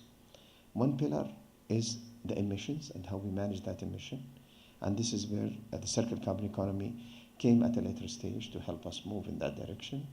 But another important pillar is how can we deal with this resource without combustion? How can we deal with this resource so that we can take it into products, into chemicals where CO2 and carbon is fixed, and at the same time hedge the future for that resource to manage and contribute positively to the world without undermining also climate effort. But if it wasn't for these discussions, if it wasn't for this forum, we wouldn't be able to put all together all these strategies that would help us move forward in a win-win for the trilemma, which is the three elements. Thank you. So you've covered, both of you, as you've been talking about diversifying the energy mix in your economies, about reducing emissions, of course the very important announcement on near zero methane. What, Andrew, are the lessons that the Net Zero Producers Forum can offer to the rest of the world around how you're achieving? You've got 6 countries so far. What else how can we share your lessons and extend them? So we're definitely trying to move in that direction. The Secretary Granholm convened the first ministerial on the margins of CERAWeek, so that was March 22. And we decided that very first ministerial that the first thing we're going to take on is methane. And I think everyone is now well aware, especially with the evolution of the global methane pledge, how incredibly important it is to take on methane. Again, it is a, if you really kind of look at the topics I've worked on in the climate energy world, short-lived climate pollutants has been up there in the top 2 for me. So I worked very hard on the creation of the Kigali Amendment to the Montreal Protocol to take on HFCs, and that was relatively an easier. So we know hydrofluorocarbons, 1,000 times more potent than CO2 as a warming agent, incredibly pervasive. There we were very lucky, right? Because we had the Montreal Protocol, which was weirdly tailor-made for just one tweak of it, one amendment, and then you've got a global agreement that had already been negotiated, right? And you've just got to get that amendment ratified, and then you've got one instrument. and also an infrastructure set up to do that, built into the working groups of the Montreal Protocol and of a yearly MOP, meeting of the parties, as opposed to a COP, conference of the parties. So very streamlined. But with methane, again, much more potent than CO2. But if you reduce, so altogether all the short-lived climate pollutants, that's half of all warming happening today, even though it's a smaller percentage than the amount of carbon dioxide. If you can get those out of the atmosphere, then you get near-term relief on the warming. So that's the attractiveness of taking on these short-lived pollutants. You still got to take on carbon dioxide, but in a world that, again, is already juiced by the climate system going in the direction that it is, and all the harm we're seeing in that all around the world, you've got to, this is a way that you can get near-term relief. But methane doesn't have a Montreal Protocol, right? There's nothing like that. There's nothing like that. We don't have one agreement we can change and suddenly we've got a global methane agreement. So it's much more difficult to take on from the perspective of international governance. So what we can do as oil producing countries, and again, given that most methane does come from the energy sector, is that we can share the lessons learned. And that's what we decided to do at CERAWeek in March of 22. And so we were there and launching here at this COP. And it's too bad that Rachel McCormick is not here, because it was Canada's bright idea to actually bring all this together into a methane abatement toolkit. And that is one of the things that we're launching here. And so all of the countries, as part of the Net Zero Producers Forum, took 3 different examples, right, of how we're doing this, fully fleshed them out. In our case, it was, we took on a state example of a California program being that, and 2 federal programs across different spectrums, and the others put it in there. And now we're sort of not just offering it to the world, here you go, read this, but actually committing ourselves to help those countries who now have taken on new obligations, beginning in Glasgow for those who signed on to the Global Methane Pledge, all the way to the companies now who signed on to this agreement, so that we become a repository for knowledge and now can figure out now what is the most effective way in which we can create the structure that's going to rapidly allow one to do that, because it's going to be tough. Again, we don't have a Montreal Protocol. We got to take a bunch of patchy agreements and stuff and then pull them together, and that's the challenge. And I think that we can, if we show the leadership on that and the determination to do it, then it can bring others along who may be contributing less, but can contribute a lot to the solution. I love the way you keep looking at each other's eyes as you talk to each other. The collegiality is visceral where I am sitting. Can you give us a sneak peek? What else could we expect? What more innovative solutions could we expect the Net Zero Producers Forum to be bringing forward? Well, we are looking forward for a second meeting, hopefully in the upcoming April. And in Saudi Arabia. And of course in Saudi Arabia. And we're really looking forward to that. And no doubt we have a long agenda there and a lot of actions that are going to be out. Some of them is going to be making sure that the methane working group is really sharing with us their results on that, as well as there is already a group that is working on having certification for the methane issues and how we can manage methane and monitor it at the same time. We're looking also at a website that will be produced for the forum that would share all those knowledge that we have had among this group, so that other groups could be benefiting from it. But also, last but not least, really look at our strategy and how we want to move it forward, as well as work on seeing that short, medium, and long-term vision that we have for ourselves and moving forward, how we deal with this resource. Thank you. I'm delighted that Rachel McCormick has been able to join us, breathless.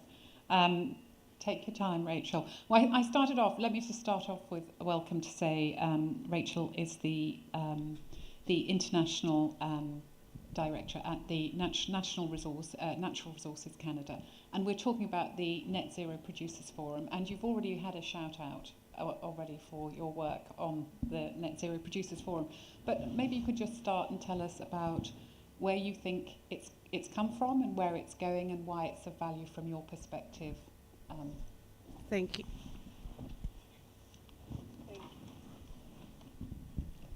Thank you. Thank you so much, and my sincere apologies. I was representing our minister at a ministerial panel, and it went late, so I do apologize. Why it's important and where I think it's going. I think I reflect upon the fact that when we look at the Net Zero Pathways report that came out from the IEA, that one thing that has to happen to keep us on track is that we make significant progress on methane by 2030. And so I think the inception of this with oil and gas producing nations to come together to address methane, specifically on what we're talking about today, as well as other emissions reductions opportunities, is just so essential. And I think through this work, we're identifying both public policy measures, but also technologies, private-public partnerships, as well as market signals that are going to force those reductions to happen. And I truly believe, in the case of methane, that we actually have a lot of what we need to make the progress that is essential. And I think my hope in terms of the pathway forward is that the next time we're together on this stage, we're going to say that we've gotten where we want to go in terms of 75% reduction. We're on that pathway. There's no question that we're going to make it by 2030. Thank you. So I was moving now to where we might be going and what more might the Net Zero Producers Forum be doing. I've heard so far you're sharing expertise, collaborations around how you diversify your economies as you take forward a net zero energy transition. I've heard around the methane pledge and the importance of addressing the methane, not just the carbon dioxide emissions. So I was asking what next we might see. So Andrew, and then I shall come back. Sure. So I think and this is what I set as a task for us for our next ministerial, is what is the next thing we take on together. It's not like we're done with methane, but you know we're organized. I gave a shout out, Rachel, to the toolkit, which was your fantastic idea, and we've all come together. We're able to launch it at this COP. So one of the things that I'll put on the table is carbon capture and sequestration. You know, the great promise, a necessary part of the solution. Some demonstration projects not happening at scale, not happening fast enough. Another thing that's is launching here at the COP is the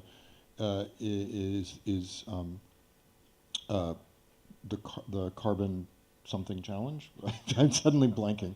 What?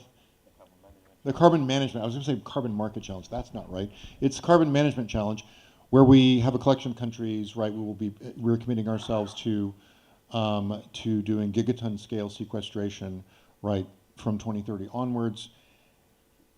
The United States finally has tools where we can participate in actually in a full way on that. Again, thanks to our new legislation from the past 2 years, the bipartisan infrastructure legislation and the Inflation Reduction Acts. We've got billions of dollars now that we can seriously put into this.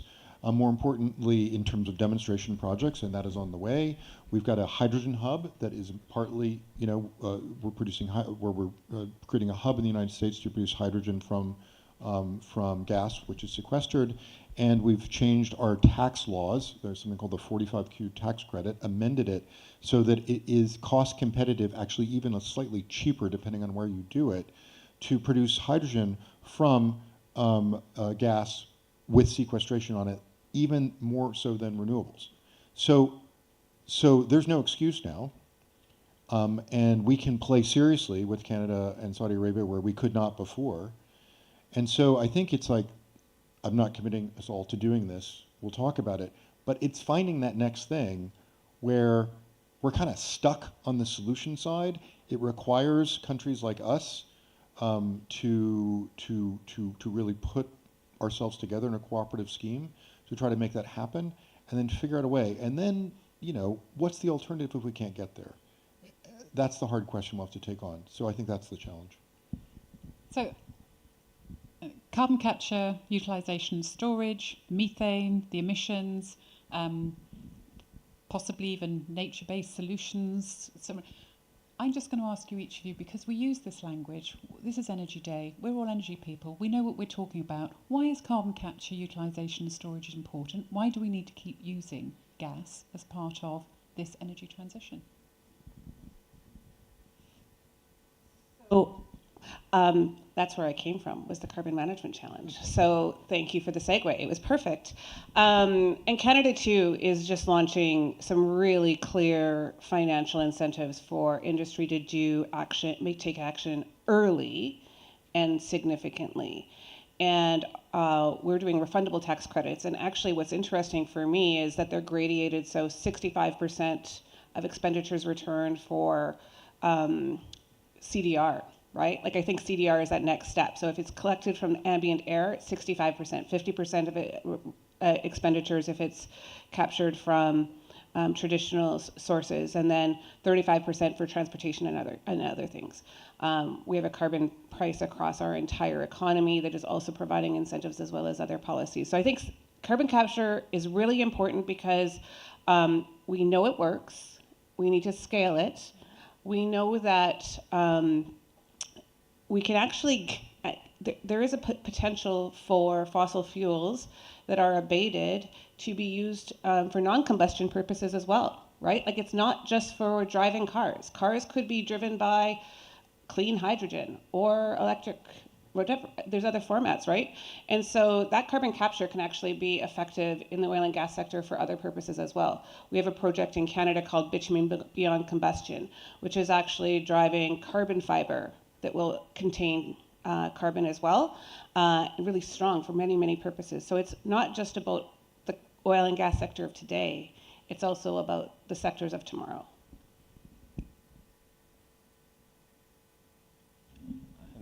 Just to add to this, Angela, I think those three areas are important. I think in the area of CCS, I think we already have a project right now that is looking at 800 million that is already working. I mean, it coming at the end of it, as a matter of fact. 800,000, carbon, metric tons of carbon. But also we have a utilization project, which is commercial also. That removes almost 500 tons of carbon in the Jubail area, which is also another area that we have succeeded in moving the R&D to piloting to commercialization as part of that. So these two areas were great successes that I think we can tap into. Right now we're going to have a hub for the Eastern Province that would basically reduce by 2027 about 9 million metric tons of carbon, and by 2035 about 44 million tons. Just to give you the significance of that project is that currently in the world we have about 49 million tons of carbon being sequestered all around the world. And this is statistics by GCCI. So that project would be huge, and it would really be commercial, and hopefully we see that the prices of managing CCS is going to be much better as we go in the future. But exactly as Rachel said, that also this other path that does not have combustion and move from resources which are oil and gas to material is going to be an extremely important component, because it complements the trilemma. It would give you that long-term hedge for the investments that you have today, and yet do not impact the climate. And that, as a matter of fact, we're going into it because it would have a win-win. It would help with the heavy sector, the hard-to-abate sector. You can have like steel that could be basis for that. You can also replace aluminum with that. You can also replace cement with that. So imagine, our building codes as we go in the future, such material that would be so great that would bring that. In addition, one of the materials that are being used in buildings, in an area where we have 10 air conditions, we can use only one condition. Imagine also in the efficiency for the energy side is going to be huge in that. So that track would require a lot of innovation, would require a lot of work to see how we want to deal with it, while we are, also making sure the security of the world supply is not undermined in the short and medium term. So, as you talk about it, Khalid, you were talking about it's important from an energy security perspective. It's important from a climate change management, climate change mitigation perspective. It's probably also important from a climate change adaptation perspective because we're going to need a lot more energy for that. And it's also important from the affordability perspective of how we actually keep the momentum to energy transition going and pay for it.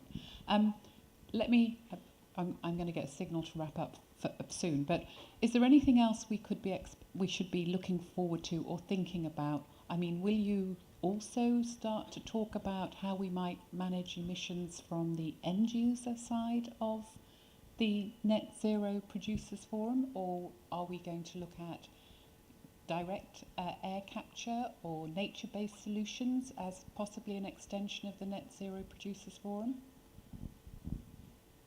I think definitely direct air capture is, again, something that all three of our governments, and as far as I know, every other government that's party that's part of the Net Zero Producers Forum is actively involved in and actively investing in. So that's a really good one.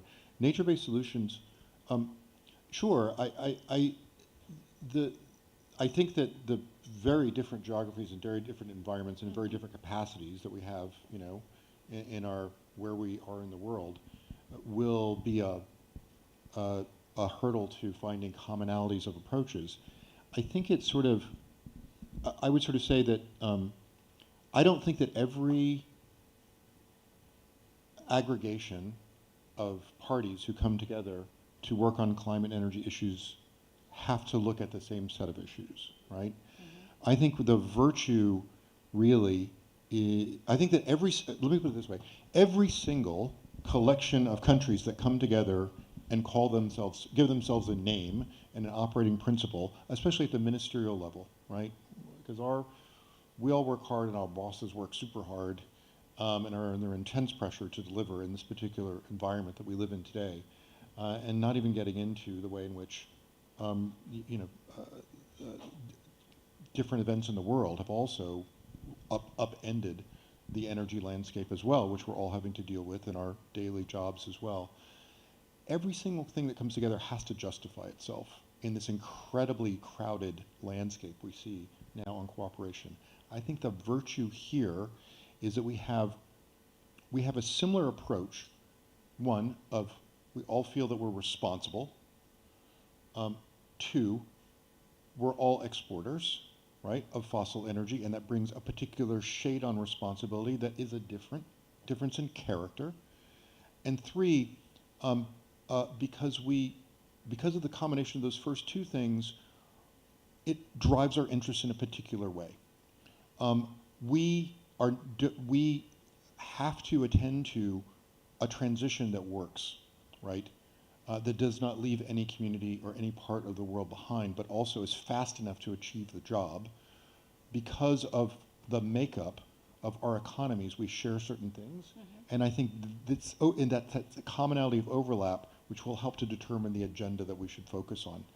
And then we can cooperate with others, as U.S. and Canada does on nature-based solutions all the time, because we share a common border and a common set of ecosystems, and we want to make sure that they are harmonized in a particular kind of way to maximize that sequestration potential. I don't share that border with Saudi Arabia, so we don't have that to work on together. I think that's right, and Andrew and I intersect in many parts of our portfolios in different ways, in different places, and different areas of commitment. And I think you're right. This is a specific, there's a reason that these countries came together.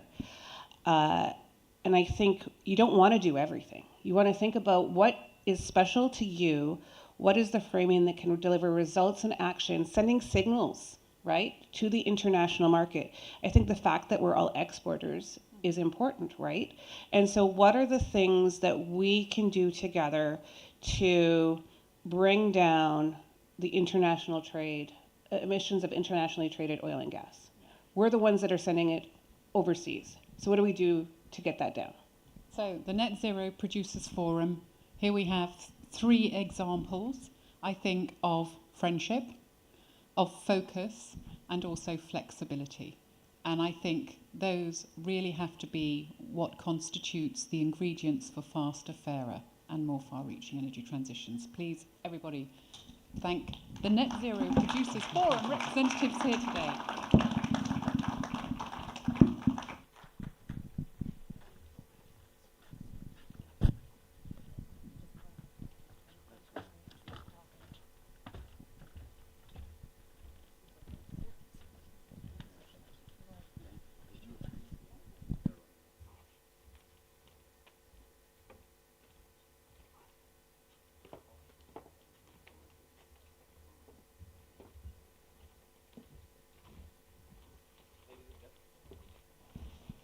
Ladies and gentlemen, thank you for being a part of a marathon experience in terms of the Energy Forum on day one. We really put it to you at COP, but I'm excited to continue the conversation for one last go here as we talk through what inevitably was going to be one of the mainstay features of the Emirati COP, right? We're in the Middle East, it's an oil-producing country, and that brought immediate perspective and focus on that issue in the context of the Emiratis hosting this. So I'm excited to have a conversation today about oil and gas as a net zero imperative. And I'm joined for that conversation with Mike Avery, President and General Manager of 1.5, Toby Rice, the CEO of EQT, and Lorenzo Simonelli, who is the CEO of Baker Hughes. Gentlemen, great to have you here with us. So already this week, we're on the cusp of wrapping up the first week of COP, and some big announcements in terms of the oil and gas space. Toby, maybe, I think the community here has a sense of where the energy agenda is going, smart on energy, but maybe you can frame it a little bit in terms of what you've seen happen so far and why it matters. Yeah. Check. Great. I think you're seeing it today. You're seeing it here at this conference. I think it's really important that when you're talking about climate, you're talking about energy. And it's really important to have the individuals and the companies in the industry that is responsible for over 80% of the world's energy here at this conference talking about climate solutions. For us to be included is really important because we have some really amazing solutions to offer the world. And when you look at what's happening in this world today, we've seen, rampant inflation, cost of living is being challenged all across the world. We're seeing emissions skyrocket. And we're seeing energy poverty shrinking. And for the first time in the last 20 years, the number of people in this world living without electricity increased. Clearly, what we're doing is not working. And I think that's common for all of us. We need to be doing a lot more. And I think one of the things that we should be thinking about is, how do we get to this spot? It's not just about doing more solar, more wind. We're investing more in that now than we have in traditional energy. That can't be the only solution. And I think that what we need to be doing is not just thinking about what we can do to lower emissions within our borders as countries. We need to be asking bigger questions. What can we be doing to lower emissions outside of our borders? And that's really where some amazing solutions exist. And our solution for our country, when we asked ourselves this question in America, what can we do to lower emissions outside of our borders? It starts by identifying the biggest source of emissions on this planet, which is foreign coal, and providing a better solution. And our energy transition plan starts by unleashing U.S. LNG to replace foreign coal. And we have the capabilities right now as America's largest natural gas producer. We're very passionate about this. We are the world's largest LNG exporter, talking about the United States. We have the ability to quadruple that. And doing so is going to be one of the biggest green initiatives on the planet. It's also going to provide a Saudi Arabia worth of clean energy to the world stage. It's going to provide a tremendous amount of energy security as well. But in order to make that happen, we've got to change people's perspectives. They've got to understand that the infrastructure it takes to do this is incredibly important. That's the first phase, is transitioning the world from coal to gas.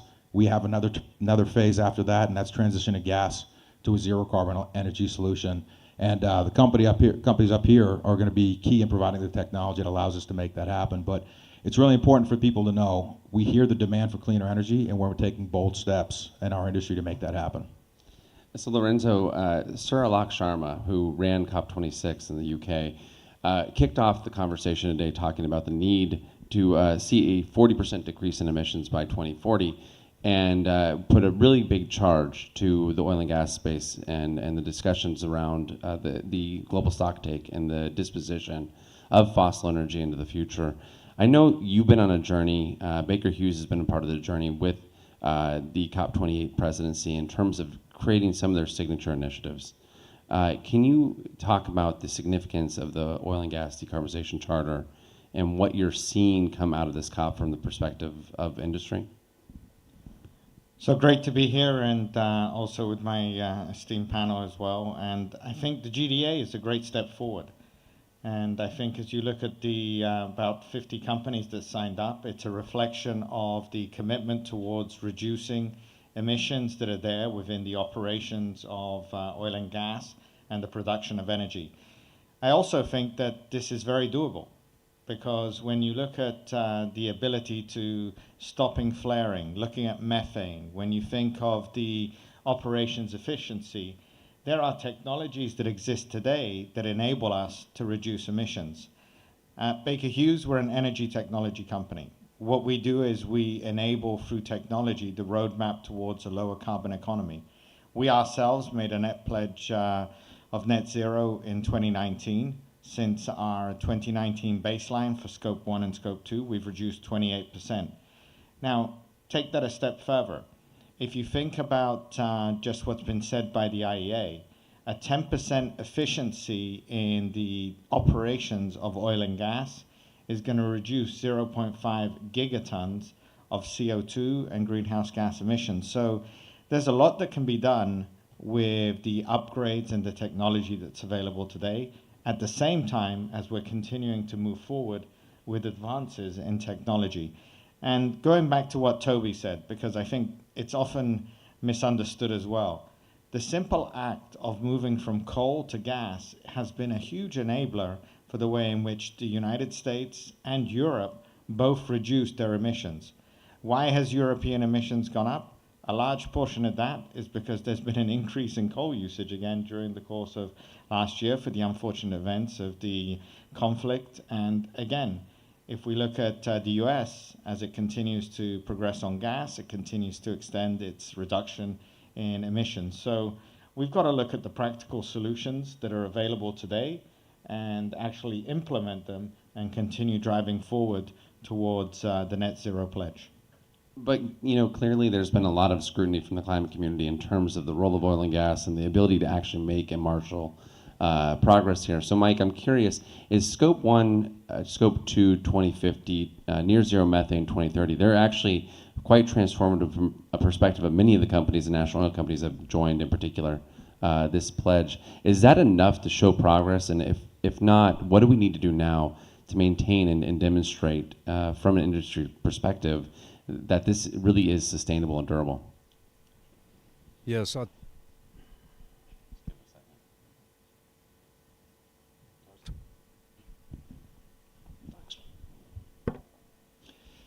Yeah, look, I think there's some really important building blocks being put in place that you know, we've seen particularly today and through some of the other days here at COP.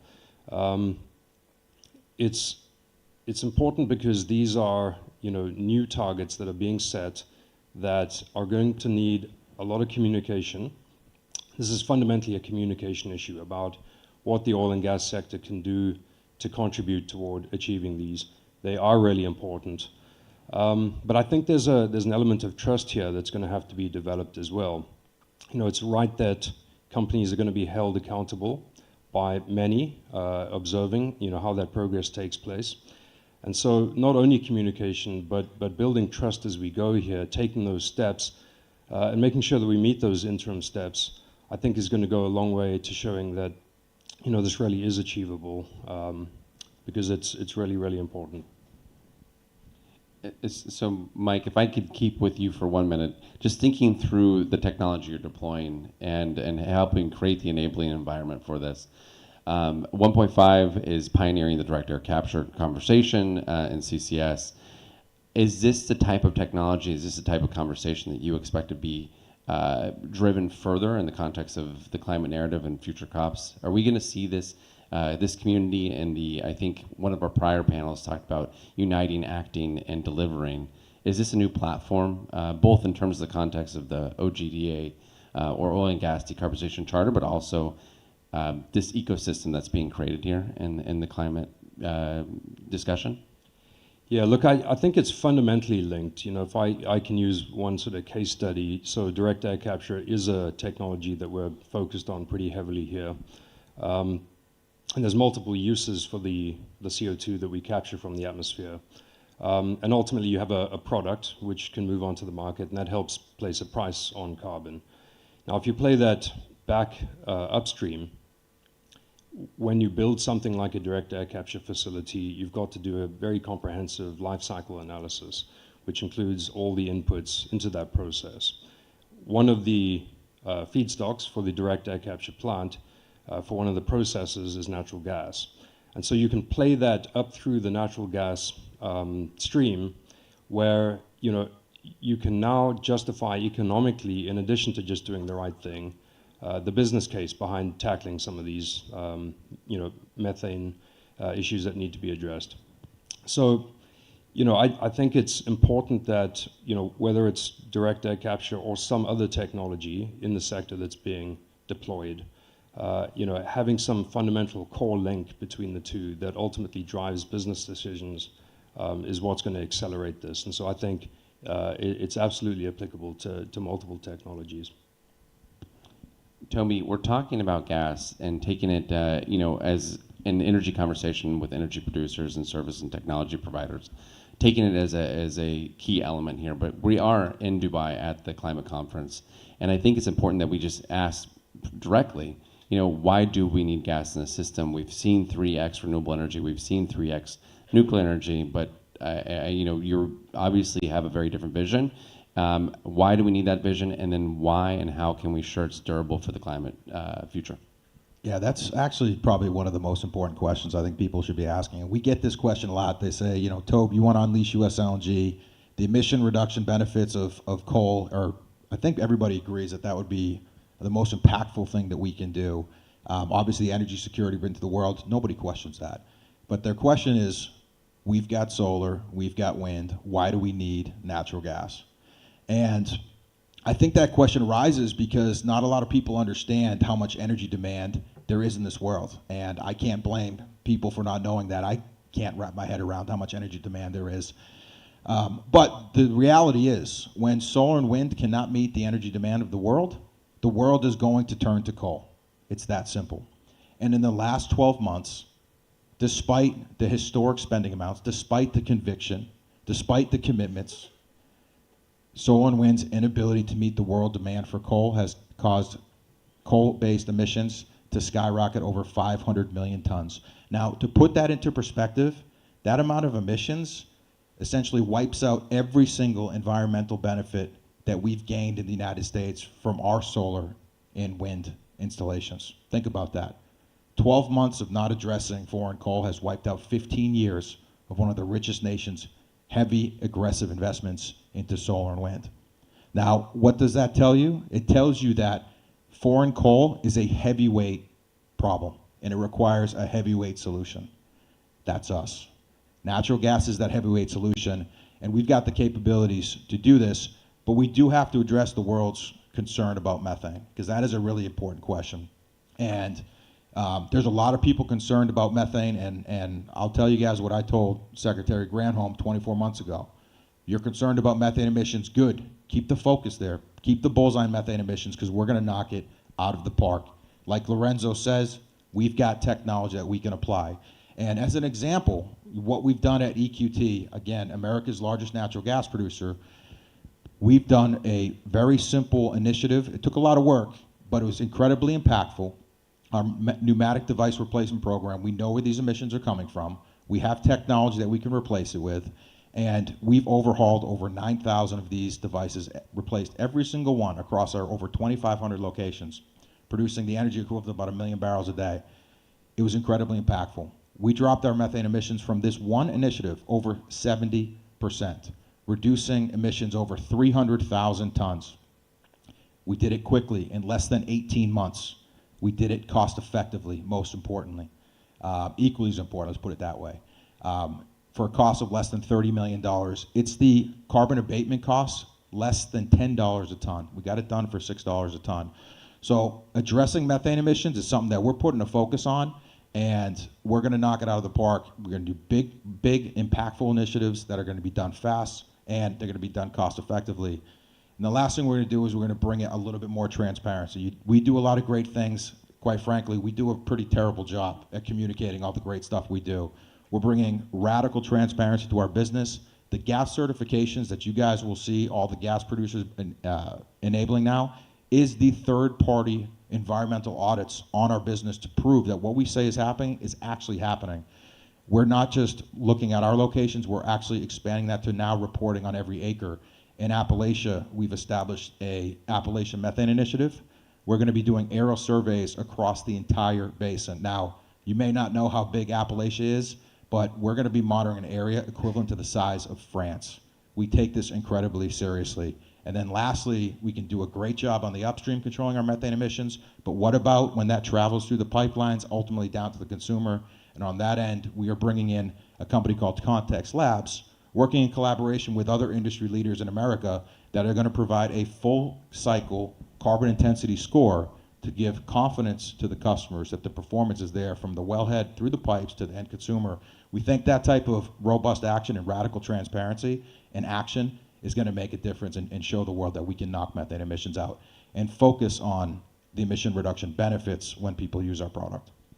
So Lorenzo, I want to key in on this this conversation around technology because I think it's important, particularly in the context of methane. I'm sure you make as many flights to the regions as I do, and one of the moments that I know that I'm around the Middle East is when we fly over Basra and you see a bunch of flares. So there are a lot of companies like EQT that are taking a very serious stance in terms of addressing their methane emissions. But you know, even the last COP was in Egypt. It's a place that has oil and gas production, and they were laggards maybe in even actioning some of the methane abatement technology and deployment that I'd like to see, not the least looking north of this region and looking at Basra.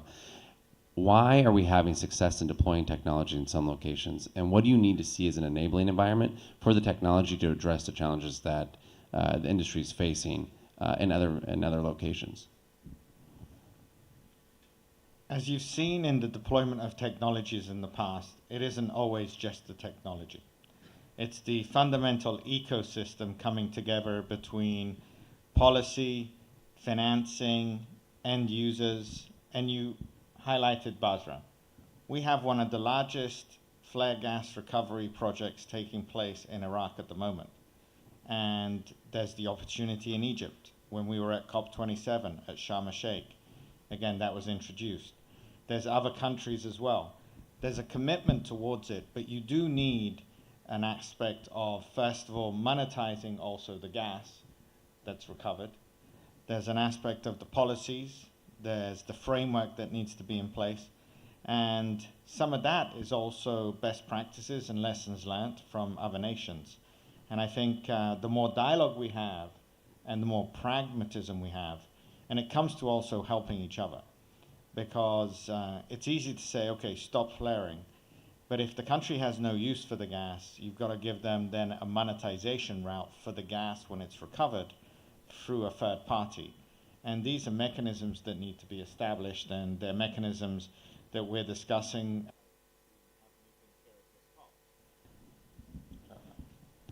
It's getting late in the day and the microphones are dying on us. But I think, again, it's a question of really the ecosystem of everybody coming together. But the technology is not the impediment. It's the ability to listen to each other and get the frameworks in place. You know, just a follow-up question on this. A lot of the dialogue this year, you know, we watched the climate and energy discussion and those pillars become really homogenized. Or you can't talk about climate without talking about energy and vice versa now. And I think finance is a big component of that. In the discussions and the road to COP28, a lot of discussion around transition finance, that this isn't polar and that we can't be absolute about the policies that we're putting in place. To achieve this methane vision, do you see a future where we can actually allow big investment institutions to be able to provide the capital to go behind gas system architecture and the apparatus necessary to actually achieve gas capture? I think you're going to have to, at some stage, have a real pragmatic discussion on how you move the needle. And I think the realization that it's not just black and white, but to make the milestones and make the journey, energy transition means there is a transition of time. And I think we've got to all approach it towards a pledge of getting to abatement, to net zero, and how we get there through the milestones and the technology, the finances that are required, and also the regional approaches that are required. It will not be a consistent journey for all unless we just want chaos. It is going to be different, and everybody's going to have to approach it differently based on the circumstances that we're in. As a company, we focus on the technology side, but we are very much focusing also on the ecosystem coming together on a regional approach. You know, Mike, 6 companies this week put in direct funding to support the World Bank Methane Fund. So they're going above and beyond their books and saying, not only are we going to clean up the system that we have, we also see an imperative because of methane to make sure that we deal with the global system and maybe some people that don't have the same either political or financial capacity to do that. What's your perspective in terms of what's driving that?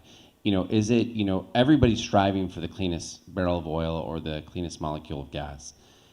Are you being judged by the production in your value chain, or is it really being judged by the aggregate body of the oil and gas sector globally? What can we do to get those other countries and companies moving? Yeah, I think it's healthy to see joint effort come together on this, and especially at scale. If to use a term that we sometimes quote, skate to where the puck is going. I think that many of us look forward in time.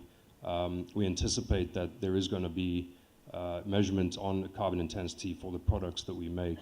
And so, if you look forward not that far in time, putting in joint effort and realizing that this is going to take a combined, coming together of minds to solve this, it's really encouraging to see that come together.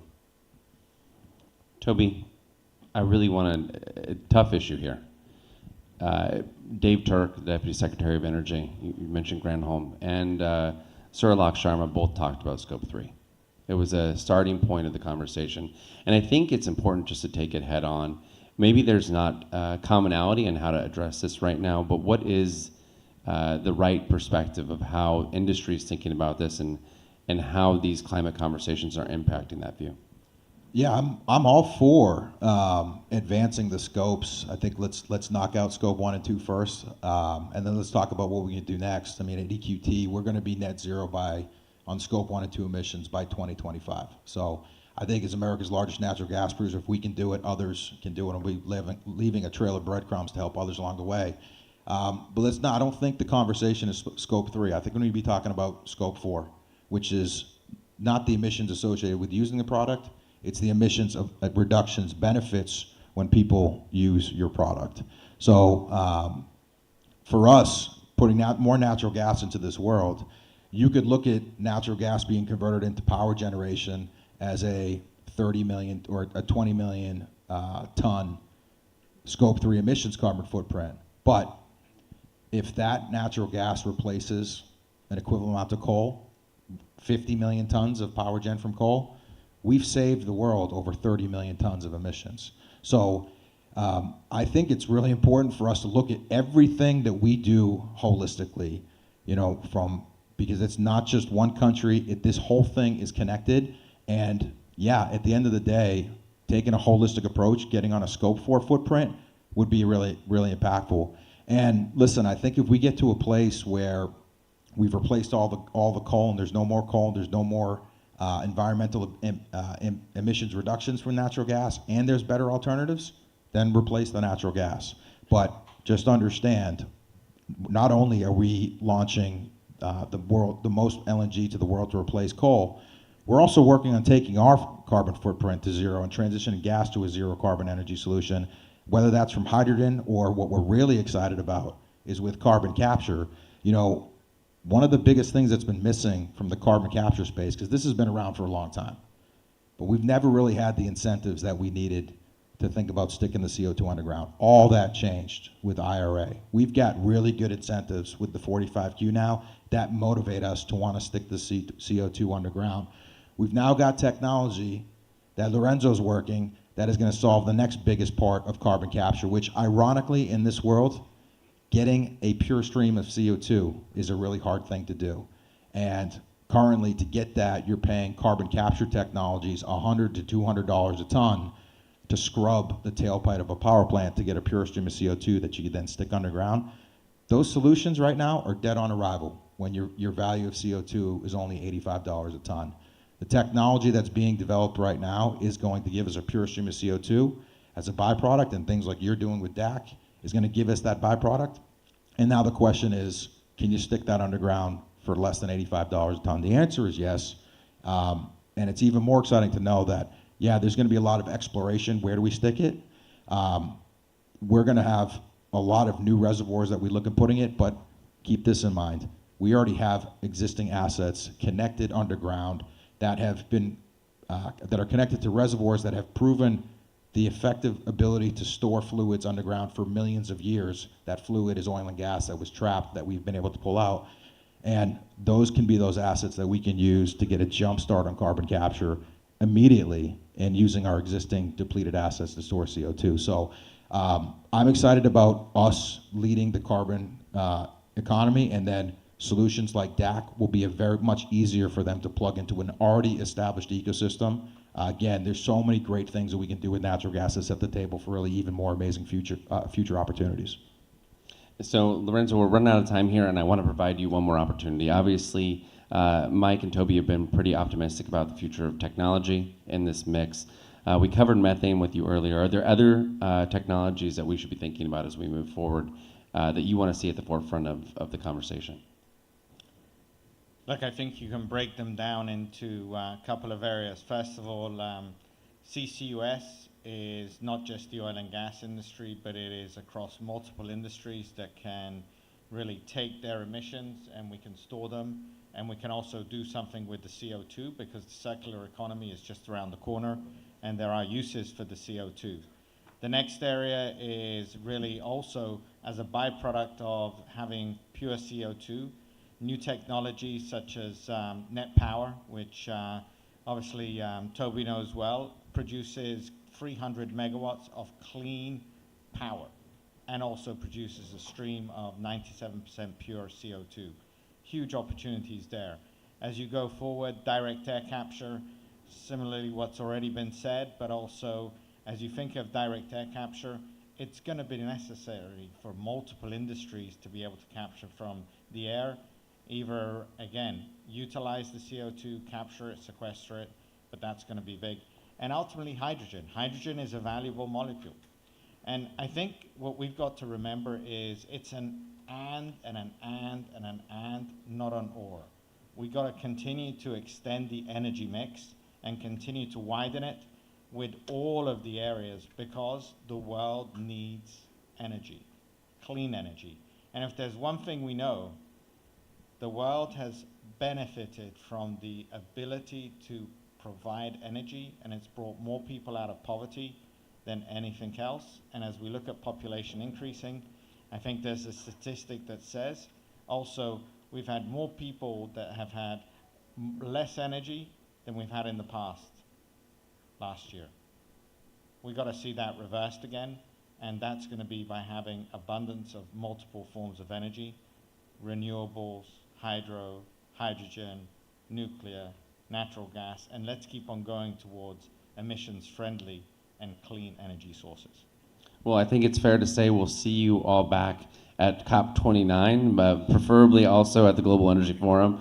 I really appreciate the time you've taken to think through these issues and bring industry's perspective to the forefront as we drive towards inclusivity and change. So I appreciate your being in the panel. That wraps our Global Energy Forum Day 1. We thank everybody for being here, both in person and online.